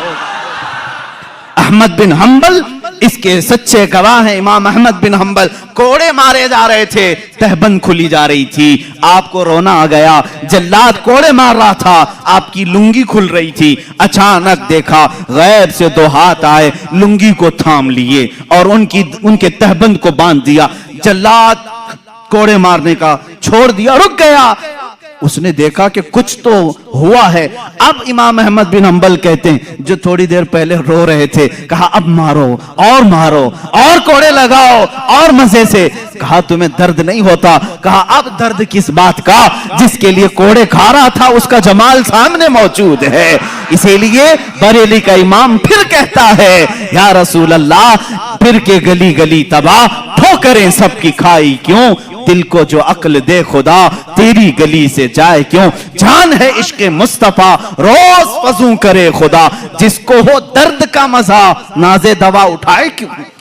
جس کو ہو درد کا مزہ, میں کہتا ہوں درد میں جسے مزہ آتا ہو وہ دوا کے چکر میں کیوں پڑا رہے, وہ علاج کے چکر میں کیوں پڑا رہے. جس کو ہو درد کا مزہ ناز دوا اٹھائے کیوں.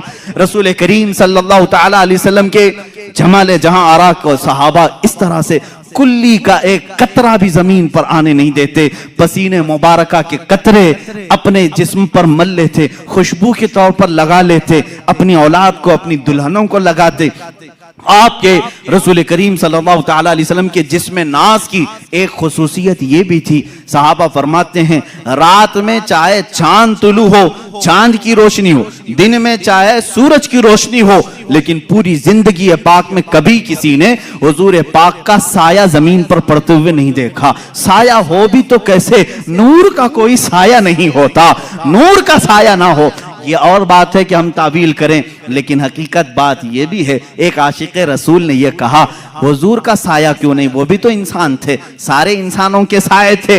اللہ رب تبارک و تعالیٰ اپنے حبیب سے یہ محبت کا انداز دیکھیں, اس لیے سایہ نہیں بنایا کہ کبھی اس سائے پر کسی دوسرے کا قدم نہ پڑ سکے, کسی دوسرے کا قدم اس سائے پر نہ آ سکے. میرے آپ کے کسی کے سائے پر ہو سکتا ہے لوگوں کے قدم پڑ جائیں, مولا کو یہ بھی گوارا نہیں کہ سائے مصطفیٰ پر بھی کسی کا قدم پڑے, اس لیے میرے مصطفیٰ کا سایہ نہیں.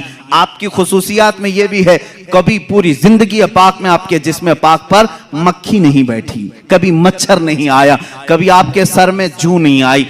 وہ بھی کیسے, میل کچیل سے یہ سب آتے ہیں, اور نور میں نہ میل ہوتا ہے نہ کچیل ہوتا ہے.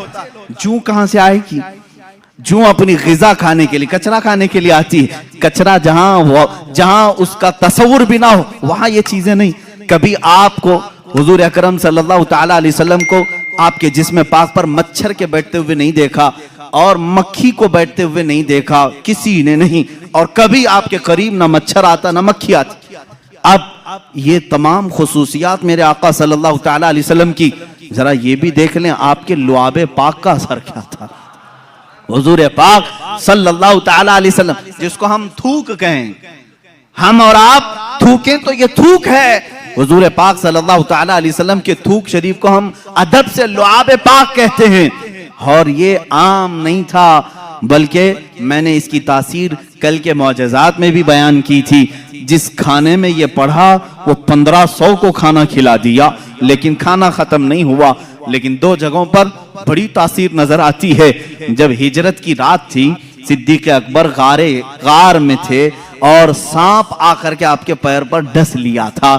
وہ جو دیدار کے اشتیاق میں سانپ چلا تو گیا, لیکن زہر اتنا چڑھ گیا تھا کہ ران تک پیلا پنا گیا تھا. صدیق اکبر نے اپنا پیر حضور کو دکھایا, کہا سانپ ڈس چکا ہے. اللہ کے نبی صلی اللہ علیہ وسلم نے اپنا لعاب پاک نکالا, وہاں پر لگایا. کہتے ہیں حضرت ابوبکر پورا زہر اتر گیا, مجھے یہ پتا ہی نہیں تھا کہ اس پیر میں سانپ کاٹا تھا کہ اس پیر میں کاٹا تھا. وہ اس طرح سے شفا یابی ملی. ایک دوسرے صحابی کی بات بعد میں, لیکن خیبر کے موقع پر جو قلعہ خیبر فتح نہیں ہو رہا تھا, حضور پاک صلی اللہ علیہ وسلم نے رات کے وقت اعلان کیا, کل میں یہ جھنڈا ایسے شخص کو دوں گا جس کو اللہ بھی پسند کرتا ہے, اس کا رسول بھی پسند کرتا. اور اسی کے ہاتھ اللہ نے فتح رکھی. صبح سارے صحابہ انتظار میں تھے کہ جھنڈا کس کو ملے. پورے مجمع میں سناٹا تھا. میرے آقا صلی اللہ علیہ وسلم نے حیدر کرار علی مرتضیٰ کو بلایا. کہاں ہے علی؟ لیکن علی مجمع میں نہیں تھے, بیمار تھے, آنکھیں آئی ہوئی تھیں, لال ہو گئی تھیں, آشوب چشم جس کو کہتے ہیں, آنکھیں بہنا, پانی آنا اور لال ہو جانا. یہ بیماری. حضرت علی کرم اللہ وجہ الکریم بخار زدہ تھے, آشوب چشم میں تھے. حضور سے کہا گیا تو حضور نے فرمایا بلاؤ ان کو. وہ آئے, بیماری کے حالت میں ہی اللہ کے نبی صلی اللہ تعالی علیہ وسلم نے اپنا لعاب پاک ان کی آنکھوں میں لگایا, اور پھر حضرت علی فرماتے ہیں نہ میرے جسم میں بخار تھا نہ آنکھوں میں سرخی تھی, اور اسی حالت میں حضرت علی کرم اللہ وجہ الکریم علم اپنے ہاتھ میں لیے, اور دنیا نے پھر تاریخ نے یہ دیکھا ہے وہ فاتح خیبر شکن جو حیدر کرار ہیں, یہودیوں کا قلعہ انہی کے ہاتھوں سے ٹوٹا, اور ہمیشہ کے لیے طاغوتی قوت کو انہوں نے دھول چٹا کر کے رکھا. ایک بیمار علی کو لعاب مصطفیٰ طاقت بخش رہا ہے, صدیق اکبر کو سانپ کا زہر ہے, وہاں لعاب پاک شفا بخش رہا ہے. ایک صحابی حضرت ابو دجانہ ابو قتادہ رضی اللہ تعالیٰ, ان کی آنکھ کی پتلی باہر آ گئی تھی, تیر اندر چلا گیا تھا, وہ آنکھ کی پتلی لے کر کے حضور کے پاس آئے. حضور نے وہ آنکھ کا ڈھیلا اندر کیا, وہاں بھی لعاب پاک لگایا. ایک دوا ہے کتنی بیماریاں ہیں, ایک دوا ہے, ایک دوا ہے. اس شفا خانے میں ہر مریض آئے لعاب پاک لگائے, اور ہر بیماری میں یہ اثر بھی دکھائے. حضور پاک صلی اللہ تعالی علیہ وسلم نے لعاب پاک لگایا. حضرت ابو قتادہ کہتے ہیں پوری زندگی بھر کبھی مجھے آنکھوں میں ہلکی سی بھی روشنی میں کمی نہیں آئی, میں بڑھاپے میں بھی ویسے ہی دیکھتا تھا جیسے جوانی میں دیکھتا تھا. لعاب پاک کی یہ تاثیر ہے. اے عزیزو کیا کیا بیان کروں, حیران ہوں میرے شاہ میں کیا کیا کہوں تجھے, لیکن رضا نے ختم سخن اس پہ کر دیا. خالق کا بندہ خلق کا آقا کہوں تجھے. اب یہاں مجھے ان لوگوں کی خبر لینی چاہیے جو اپنے آپ کو رسول کے برابر سمجھتے ہیں. ارے تم پیدا کب ہوئے, آج بڑے کیسے ہوئے, تمہاری زندگی کی سیرت, تمہارا حلیہ سب کو بتاؤ, لوگ کراہت سے بھاگ جائیں گے. تم اگر کسی کو پسینہ سنگھاؤ بیوی چھوڑ کر بھاگ جائے, اور تم اپنا لعاب تھوک کہیں ڈالو تو کھانا بے برکت ہو جائے, بلکہ میں کہوں جو کھا لے اس کو زہر چڑھ جائے. اور تم کہتے ہو رسول پاک امتی کے برابر ہو سکتے ہیں. نادانو, حضور سے برابری کرنے کی بات کرتے ہو تو ذرا اپنے جسم کو دکھاؤ. کیا تمہارے جسموں پر مکھی اور مچھر نہیں بیٹھتے؟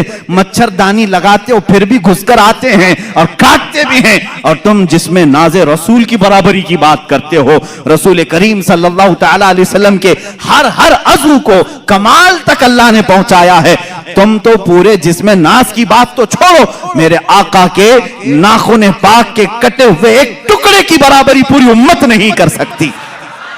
یہ تو حضور پاک کی بات ہے. آؤ صحابہ کی بات. میرے آقا صلی اللہ علیہ وسلم فرماتے ہیں میرا صحابی اگر جو کے دانے کے برابر خیرات کر دے, جو کے دانے کے برابر خیرات کر دے, اور پوری امت احد پہاڑ کے برابر سونا خیرات کرے, میرے آقا فرماتے میرے صحابی کی خیرات کے برابر امت کی خیرات نہیں ہو سکتی. جب تم صحابی تک نہیں پہنچ سکتے, رسول پاک کی بات کیسے سوچ لیا؟ میرے آقا صلی اللہ تعالیٰ, یہ باتیں ہیں اس لیے مجھے آج کہنی پڑ رہی, اور کہی ہوئی نہیں, کتابوں میں لکھی ہوئی بھی ہیں. ذرا دل پر ہاتھ رکھ کر کے سوچو, کیا کبھی امتی عمل کرتے کرتے نبی تک پہنچ سکتا ہے؟ لوگوں نے لکھا ہے, کتابوں میں موجود ہے, امتی عمل کرتے کرتے نبی کے برابر ہو سکتا. کیسے ہو سکتا ہے؟ حضرت عثمان غنی رضی اللہ تعالیٰ عنہ کا زمانہ ہے, منبر پر 3 ہی زینے تھے. حضور صلی اللہ تعالیٰ علیہ وسلم تیسرے زینے پر تھے, اور صدیق اکبر کے زمانے میں دوسرے زینے پر وہ کھڑے ہو کر خطبہ دیتے. حضرت عمر کے زمانے میں پہلے زینے پر خطبہ دینے لگے. اب حضرت عثمان کا زمانہ ہے, اب کہاں اتریں گے تو ختم ہو گئے. وہ پھر تیسرے زینے پر چڑھ گئے. کہاں پر؟ تیسرے پر. لوگوں نے بعد میں خطبہ دینے کے بعد حضرت عثمان سے پوچھا صحابی رسول کا عقیدہ کیا ہے؟ صحابہ میں بھی عقیدہ کیا چلتا تھا اس زمانے میں؟ سنو, صحابہ نے پوچھا. حضور صلی اللہ تعالیٰ علیہ وسلم کے بعد حضرت ابو بکر دوسرے پر کھڑے ہو کر خطبہ دیتے تھے, حضرت عمر نیچے پہلے والے زینے پر کھڑے ہو کر خطبہ دیتے تھے. اب آپ کے زمانے میں آپ پھر تیسرے پر کھڑے ہو گئے. حضرت عثمان نے کیا پیارا جواب دیا, کہتے ہیں اگر دوسرے پر کھڑا ہوتا تو لوگ یہ سوچ سکتے ابو بکر کی برابری کر رہا ہے, پہلے پر کھڑا ہوتا تو لوگ یہ کہتے کہ عمر کی برابری کر رہا ہے. میں وہاں کھڑا ہو گیا جہاں صحابہ کا تصور ہی نہیں آتا. صحابہ کا تصور ہی نہیں ہوتا کہ کوئی نبی کی برابری کر سکتا ہے، صدیق کی برابری کا کوئی دعویٰ کر سکتا ہے، عمر کی برابری کا دعویٰ کر سکتا ہے، لیکن عثمان ابن عفان کہتے ہیں ان کے زمانے میں رسول کی برابری کا کوئی تصور بھی نہیں کر سکتا۔ 1400 سال کے بعد تم برابری کا دعویٰ کیسے کرنے لگ گئے؟ حضور پاک صلی اللہ تعالیٰ علیہ وسلم کے ایک عضو پاک بلکہ ان سے ریلیٹڈ جو چیزیں ہیں ان کی بھی برابری نہیں ہو سکتی۔ لاؤ تمہارے دسترخوانوں کو بھی آگ میں ڈال کر کے دیکھتے ہیں جلتے ہیں کہ نہیں جلتے ہیں، بلکہ منہ مبارکہ جو ہمارے پاس ہے اس کے متعلق بھی صحیح اسناد یہ ملتی ہیں، اگر آگ میں رکھا گیا کئی مرتبہ ایسے حالات پیش آئے آگ نے منہ مبارک کو بھی نہیں جلایا ہے۔ آج بھی منہ مبارکہ کو آگ نہیں جلاتی، یہ رسول کریم صلی اللہ تعالیٰ علیہ وسلم کے جسم پاک سے لگی ہوئی چیز کی تاثیر ہے۔ ارے میرے عزیزو، حضور پاک صلی اللہ تعالیٰ علیہ وسلم کے قریب جو جانور تھے ان کی عظمت بڑھ گئی، ہم حضور کی سواری ایک یافور ہے، خچر، جو محبت رسول کے قائل ہیں وہ یافور نہیں کہتے، حضرت یافور کہتے ہیں، حضرت یافور کہتے ہیں۔ حضور کی اونٹنی تھی، ایک کا نام عزبہ ہے، ایک کا نام قصوہ ہے، اور محبان رسول حضرت قصوہ حضرت عزبہ کہتے ہیں۔ عام جانور ہی تو ہے لیکن سواری رسول اللہ نے کی ہے، اس لیے ان جانوروں کا بھی ادب کرتے ہیں۔ حضرت ابوبکر صدیق رضی اللہ تعالیٰ عنہ امت میں جو کام کریں وہ سب کے لیے دلیل ہے۔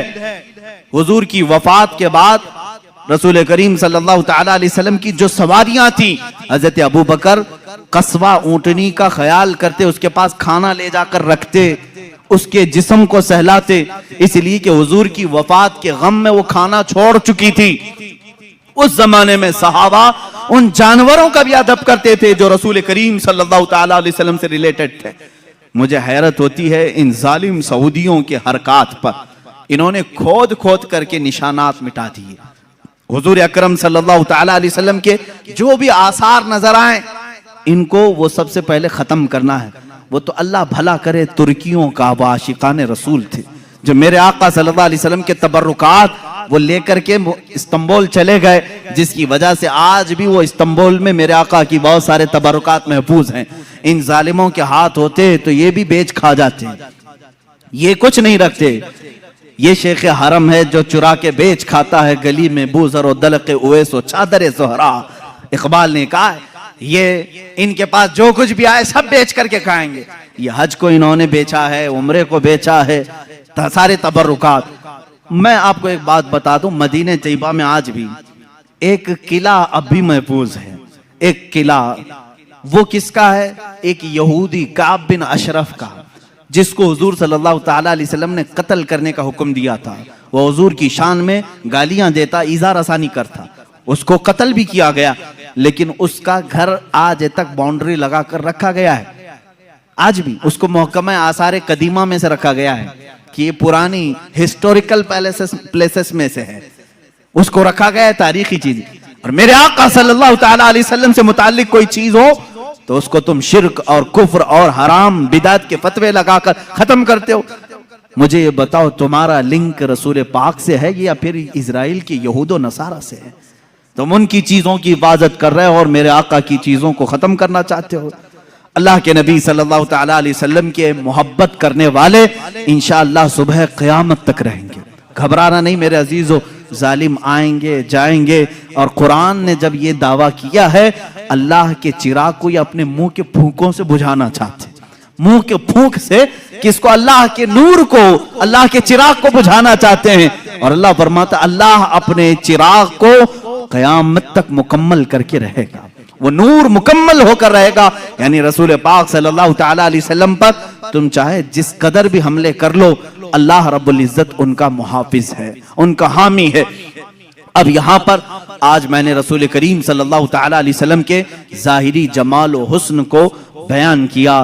اس کے اخیر میں درس اور عبرت کے لیے آپ کو یہ بتاؤں گا، جو کچھ بھی میں نے بیان کیا نظروں میں ہے آپ کے، ذہن میں ہے آپ کے، حضور کا چہرہ مبارک کیسا تھا، حضور کے رخسار مبارک، لبہائے ناز، وہ آنکھیں، وہ پیشانی، وہ دستہائے مبارک، وہ دندان مبارک جب مسکرائیں، یہاں تک کہ صحابہ نے حضور کے عمامہ پہننے کا طریقہ تک بتایا ہے۔ اور رسول کریم صلی اللہ تعالیٰ علیہ وسلم کا ایک شملہ کبھی سر کے اوپر اس طرح سے ہوتا، کبھی کندھوں کے پیچھے لٹکا ہوا ہوتا۔ حضور جو لباس پہنتے، اکثر حضور اکرم صلی اللہ تعالیٰ علیہ وسلم نے تہبند پہنی اور اوپر سے چادر رکھا، اور کبھی جبہ بھی پہنا اور کبھی کرتا بھی پہنا، جس کو قبا کہتے ہیں، نیچے تک کا۔ یہ بھی حضور پاک صلی اللہ علیہ وسلم سے ثابت ہے، یہ حضور کا لباس پاک ہے۔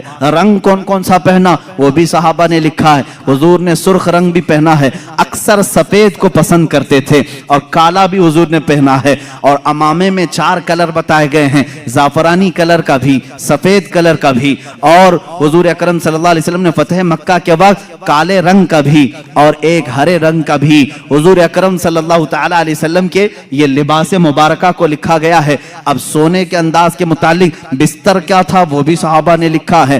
ماں عائشہ صدیقہ بھی فرماتی ہیں ان کے گھر میں ایک چادر تھی، اور ایک یمنی چادر تھی، اور ایک کھجور کی چھال سے بھرا ہوا ایک گدا، جس کو کہیں کھجور کے چھال کیا ہوتے ہیں، درخت کے جو پھڑ نکلتے ہیں اس کو بھر دیا جاتا تھا، اور کبھی رسیوں سے بنایا ہوا جیسے کھاٹ ہوتی ہے اس طرح کی۔ حضور صلی اللہ تعالیٰ علیہ وسلم جب سو کر اٹھتے تھے آپ کے جسم پاک پر وہ رسیوں کے نشان ہوتے تھے۔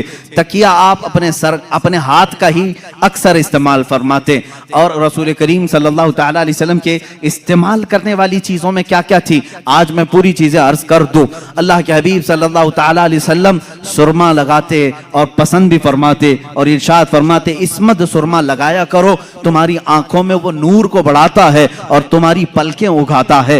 اسمد ایک سرمے کا نام ہے۔ حضور اکرم صلی اللہ تعالیٰ علیہ وسلم تیل استعمال فرماتے، تیل اپنے سر پر بھی، اپنی داڑھی مبارک، اپنی مونچھ پر، اپنی بھووں کو حضور اکرم صلی اللہ تعالیٰ علیہ وسلم سونے سے پہلے استعمال فرماتے۔ یہ حضور کے آداب ہیں، حضور کی سنتیں ہیں۔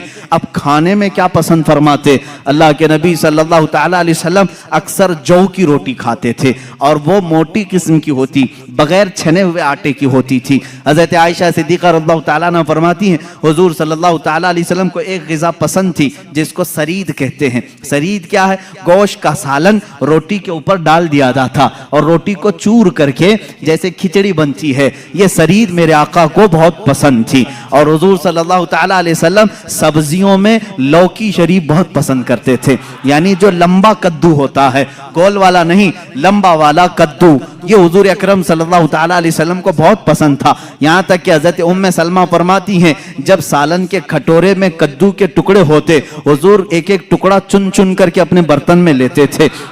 لوکی شریف میرے آقا صلی اللہ تعالیٰ علیہ وسلم کو پسند تھی، لیکن حضرت عائشہ یہ بھی فرماتی ہیں زندگی بھر میں نے حضور صلی اللہ علیہ وسلم کے دسترخوان پر کبھی 2 سالن جمع ہوتے ہوئے نہیں دیکھا، کبھی 2 سالن نہیں آئے۔ اکثر تو ایسا ہوتا کہ کھجوروں پر حضور اکرم صلی اللہ تعالیٰ علیہ وسلم گزارا کرتے۔ ایک حیث نام کی غذا ہے، اور بھی غذائیں ہیں، میں تفصیل میں نہیں جا رہا ہوں۔ حیث نام کی غذا، گھی اور شہد، گھی اور کھجور کو ملا کر کے گرم کیا جائے، گھٹلیاں نکال کر کے، یہ بھی حضور اکرم صلی اللہ علیہ وسلم کی پسندیدہ غذا تھی۔ حضور اس کو پسند فرمایا کرتے تھے۔ کھانے کی یہ چیزیں ہیں، پہننے کی یہ چیزیں ہیں، آرام کرنے کے انداز یہ ہیں۔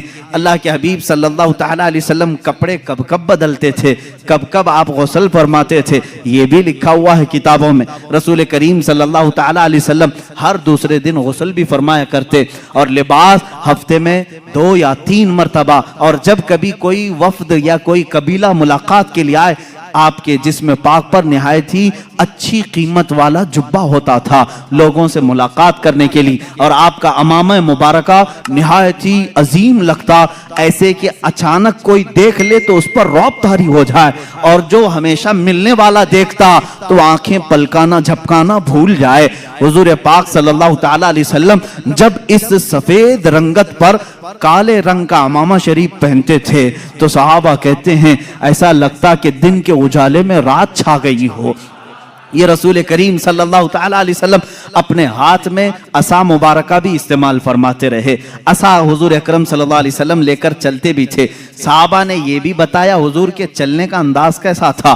حضور اکرم صلی اللہ تعالیٰ علیہ وسلم لمبی قامت کے تھے, بہت زیادہ لمبے بھی نہیں, بہت زیادہ پست بھی نہیں, لیکن درمیان میں سارے مجمع میں آپ نظر آتے. لیکن جب چلتے تھے تو ایسا لگتا جیسے اونچائی سے نیچے کوئی اتر رہا ہو, یعنی تھوڑا جھک کر کے, کہ سر اٹھا کر کے, گھمنڈ اور غرور سے نہیں, بلکہ اپنا سر مبارک جھکا کر کے, اور آنکھیں نیچے ہی ہوتی تھی. اسی لیے امام اہل سنت فاضل بریلوی رحمۃ اللہ تعالی علیہ نے فرمایا ہے, نیچی نظروں کی شرم و حیا پر درود, اونچی بینی کی رفعت پہ لاکھوں سلام. حضور نیچے نگاہیں رکھ کر کے چلتے تھے. یہ ساری چیزیں جس نے اپنی آنکھوں میں بسا لیا, میرے آقا کا حلیہ میں نے تمہیں دکھا دیا. حضور دکھتے کیسے تھے؟ امید ہے آج سو گے تو وہ جلوہ نظر آ جائے گا. میرے رب کی ذات سے یقین ہے ہم دیکھیں گے میرے آقا کو, تصور کی نظر میں ہی صحیح, خیالات کی نگاہوں میں ہی صحیح. اس لیے کہ خالد بن ولید رضی اللہ تعالیٰ عنہ کے زمانے میں ایک واقعہ ایسا پیش آیا تھا. ایک قلعے کا انہوں نے محاصرہ کیا تھا, عیسائیوں کا قلعہ تھا, فتح نہیں ہو رہا تھا. عیسائی بھی لڑنے میں ماہر تھے, صحابہ یہاں جوان صحابہ تھے. عیسائیوں نے اندر بیٹھ کر کے ایک مشورہ کیا, ان سے لڑتے نہیں, ان کو ایک کام کریں, دھوکہ دیتے ہیں. عیسائیوں نے کیا مشورہ کیا؟ 3 دن کا ٹائم لے لو اور ان سے کہو بازار سے گزرتے ہوئے آؤ. عیسائیوں نے اپنے پادری سے پوچھا کیا کریں گے؟ پادری نے کہا شہر کی جتنی خوبصورت لڑکیاں ہیں اور مال و دولت سب لے آؤ, راستے میں بچھا دو, ننگی لڑکیوں کو کھڑا کرو. اس لیے کہ خالد بن ولید کے ساتھ جتنے آئے سب جوان ہیں, سب نوجوان ہیں. توجہ چاہتا ہوں جوانوں, جن کی نظریں اتنی ہلکی ہیں کہ ہر حسینہ کی طرف نکل جائیں, اٹھ جائیں. یہ مومن کی شان نہیں, ہر چمکتی ہوئی چیز کو دیکھ لے, ہر رنگت والی کو دیکھ لے, یہ مومن کی شان نہیں. اب خالد بن ولید کی جو فوج تھی, ان کا جو لشکر تھا وہ جوانوں سے بھرا تھا. عیسائیوں نے غلیظ منصوبہ بنایا, ناپاک منصوبہ. آج بھی یہی بنا رہے ہیں ہمارے ساتھ, آج بھی بنا رہے ہیں ہمارے جوانوں کو اپنے دام فریب میں کھینچنے کے لیے. خالد بن ولید کو عیسائی نے بلایا, کہا ہم تم سے لڑنا نہیں چاہتے, ہماری ایک شرط ہے, 3 دن کے بعد اپنے ساتھیوں کو لے کر کے فلاں بازار سے تم اس قلعے تک آ جاؤ, صحیح سلامت پہنچ گئے تو ہم قلعے کی چابیاں یوں ہی تمہیں دے دیں گے, لڑیں گے نہیں. خالد بن ولید منظور کر لیتے ہیں. گئے 3 دن تک آپ سوچتے رہے اتنی جلدی ہار کیوں مان لیا ہے؟ ہار کیسے مان گئے؟ کچھ تو دال میں کھالا ہے. اس کے بعد 3 دن گزر گئے, اپنی فوج کو لے کر وہ جیسی بازار میں آئے, حسیناؤں پر نظر پڑ گئی, آدھے لباس میں, کچھ ننگے لباس, نیچے مال و دولت بچھایا ہوا ہے. یہی 2 چیزیں تو جوان کو خریدتی ہیں, ایک شباب ہے, ایک دولت ہے, حسن و شباب. اس کا دل دادا ہے یا دولت کا دل دادا ہے؟ جوان انہی 2 چیزوں کے پیچھے اپنا سارا تقوی ختم کرتا ہے, ایمان بیچ ڈالتا ہے. لیکن وہ خالد بن ولید کے جو جوان تھے رک گئے, جہاں تھے وہیں قدم رک گئے. حضرت خالد بن ولید نے پلٹ کر کے کہا, اے جوانوں آج تمہارے امتحان کا دن ہے. جہاد کے میدان میں نہیں کہا امتحان کا دن, کہا یہاں امتحان کا دن ہے.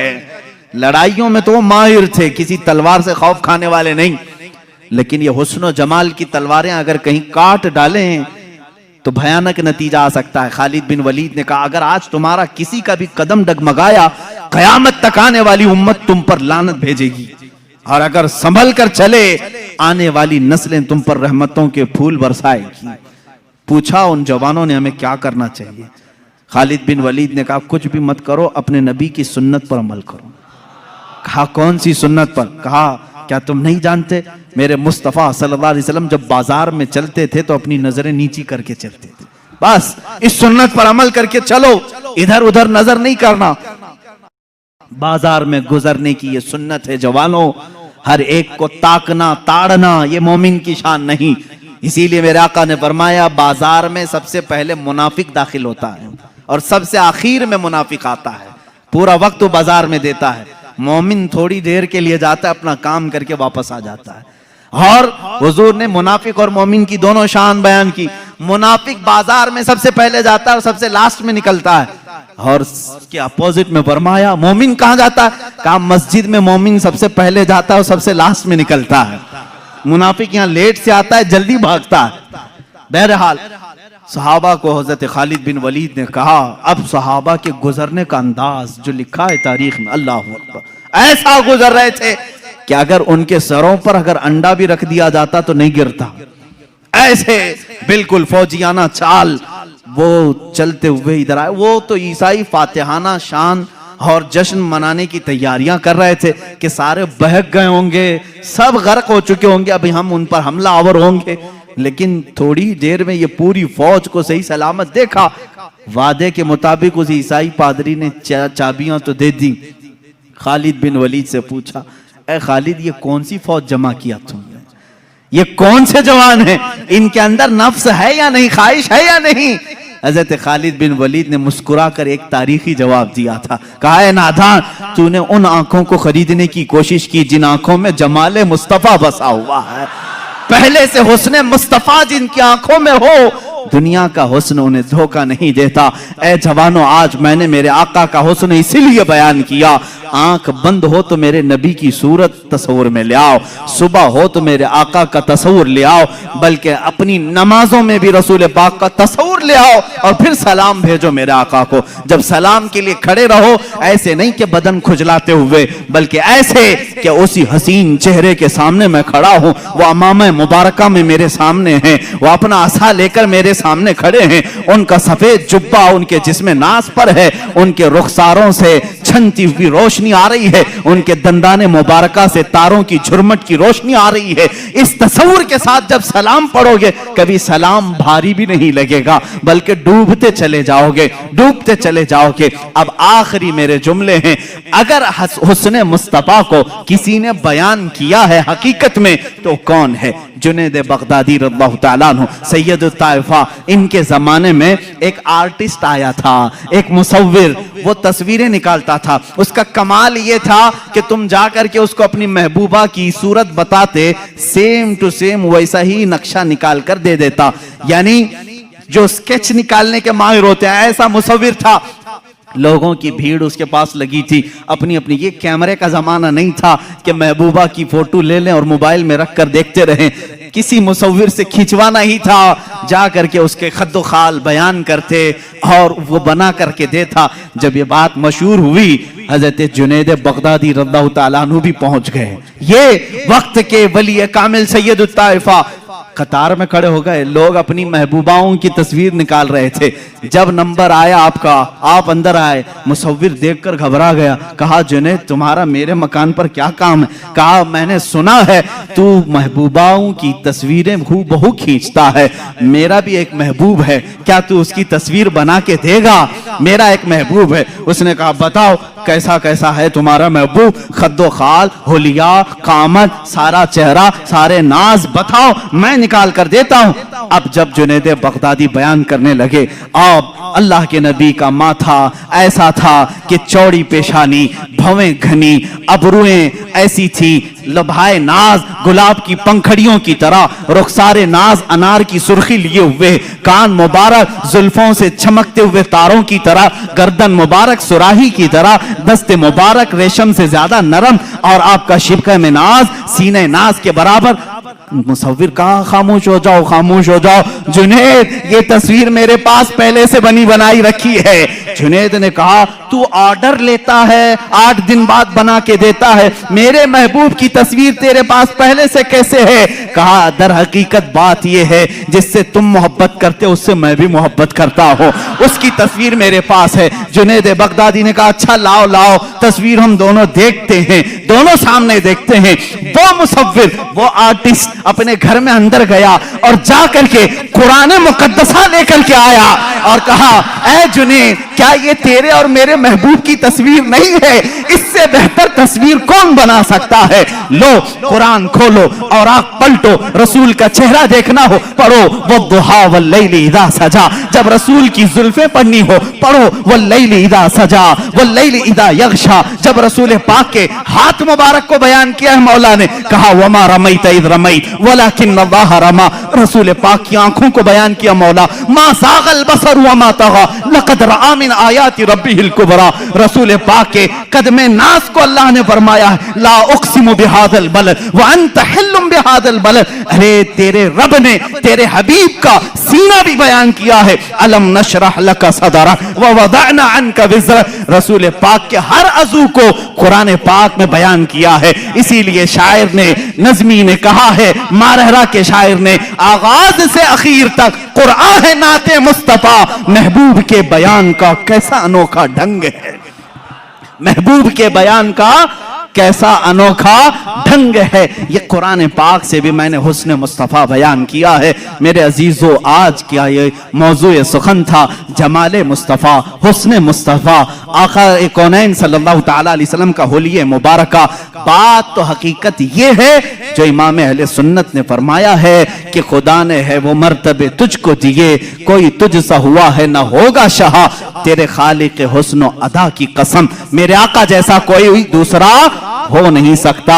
اور حسان بن ثابت کا وہی شعر ہماری گفتگو کا خلاصہ ہے، یا رسول اللہ وَأَحْسَنُ مِنْكَ لَمْ تَرَ قَطُّ عَيْنِي وَأَجْمَلُ مِنْكَ لَمْ تَلِدِ النِّسَاءُ خُلِقْتَ مُبَرَّأً مِنْ كُلِّ عَيْبٍ كَأَنَّكَ قَدْ خُلِقْتَ كَمَا تَشَاءُ، یا رسول اللہ آپ سے زیادہ حسین میری آنکھوں نے دیکھا نہیں، بلکہ حقیقت یہ ہے میرے آقا آپ سے زیادہ جمیل کسی ماں نے جنا ہی نہیں، آپ ہر عیب سے پاک پیدا کیے گئے ہیں، ایسے جیسے کہ اللہ نے آپ کی مرضی کے مطابق پیدا کیا ہے۔ وآخر دعوانا ان الحمدللہ رب العالمین۔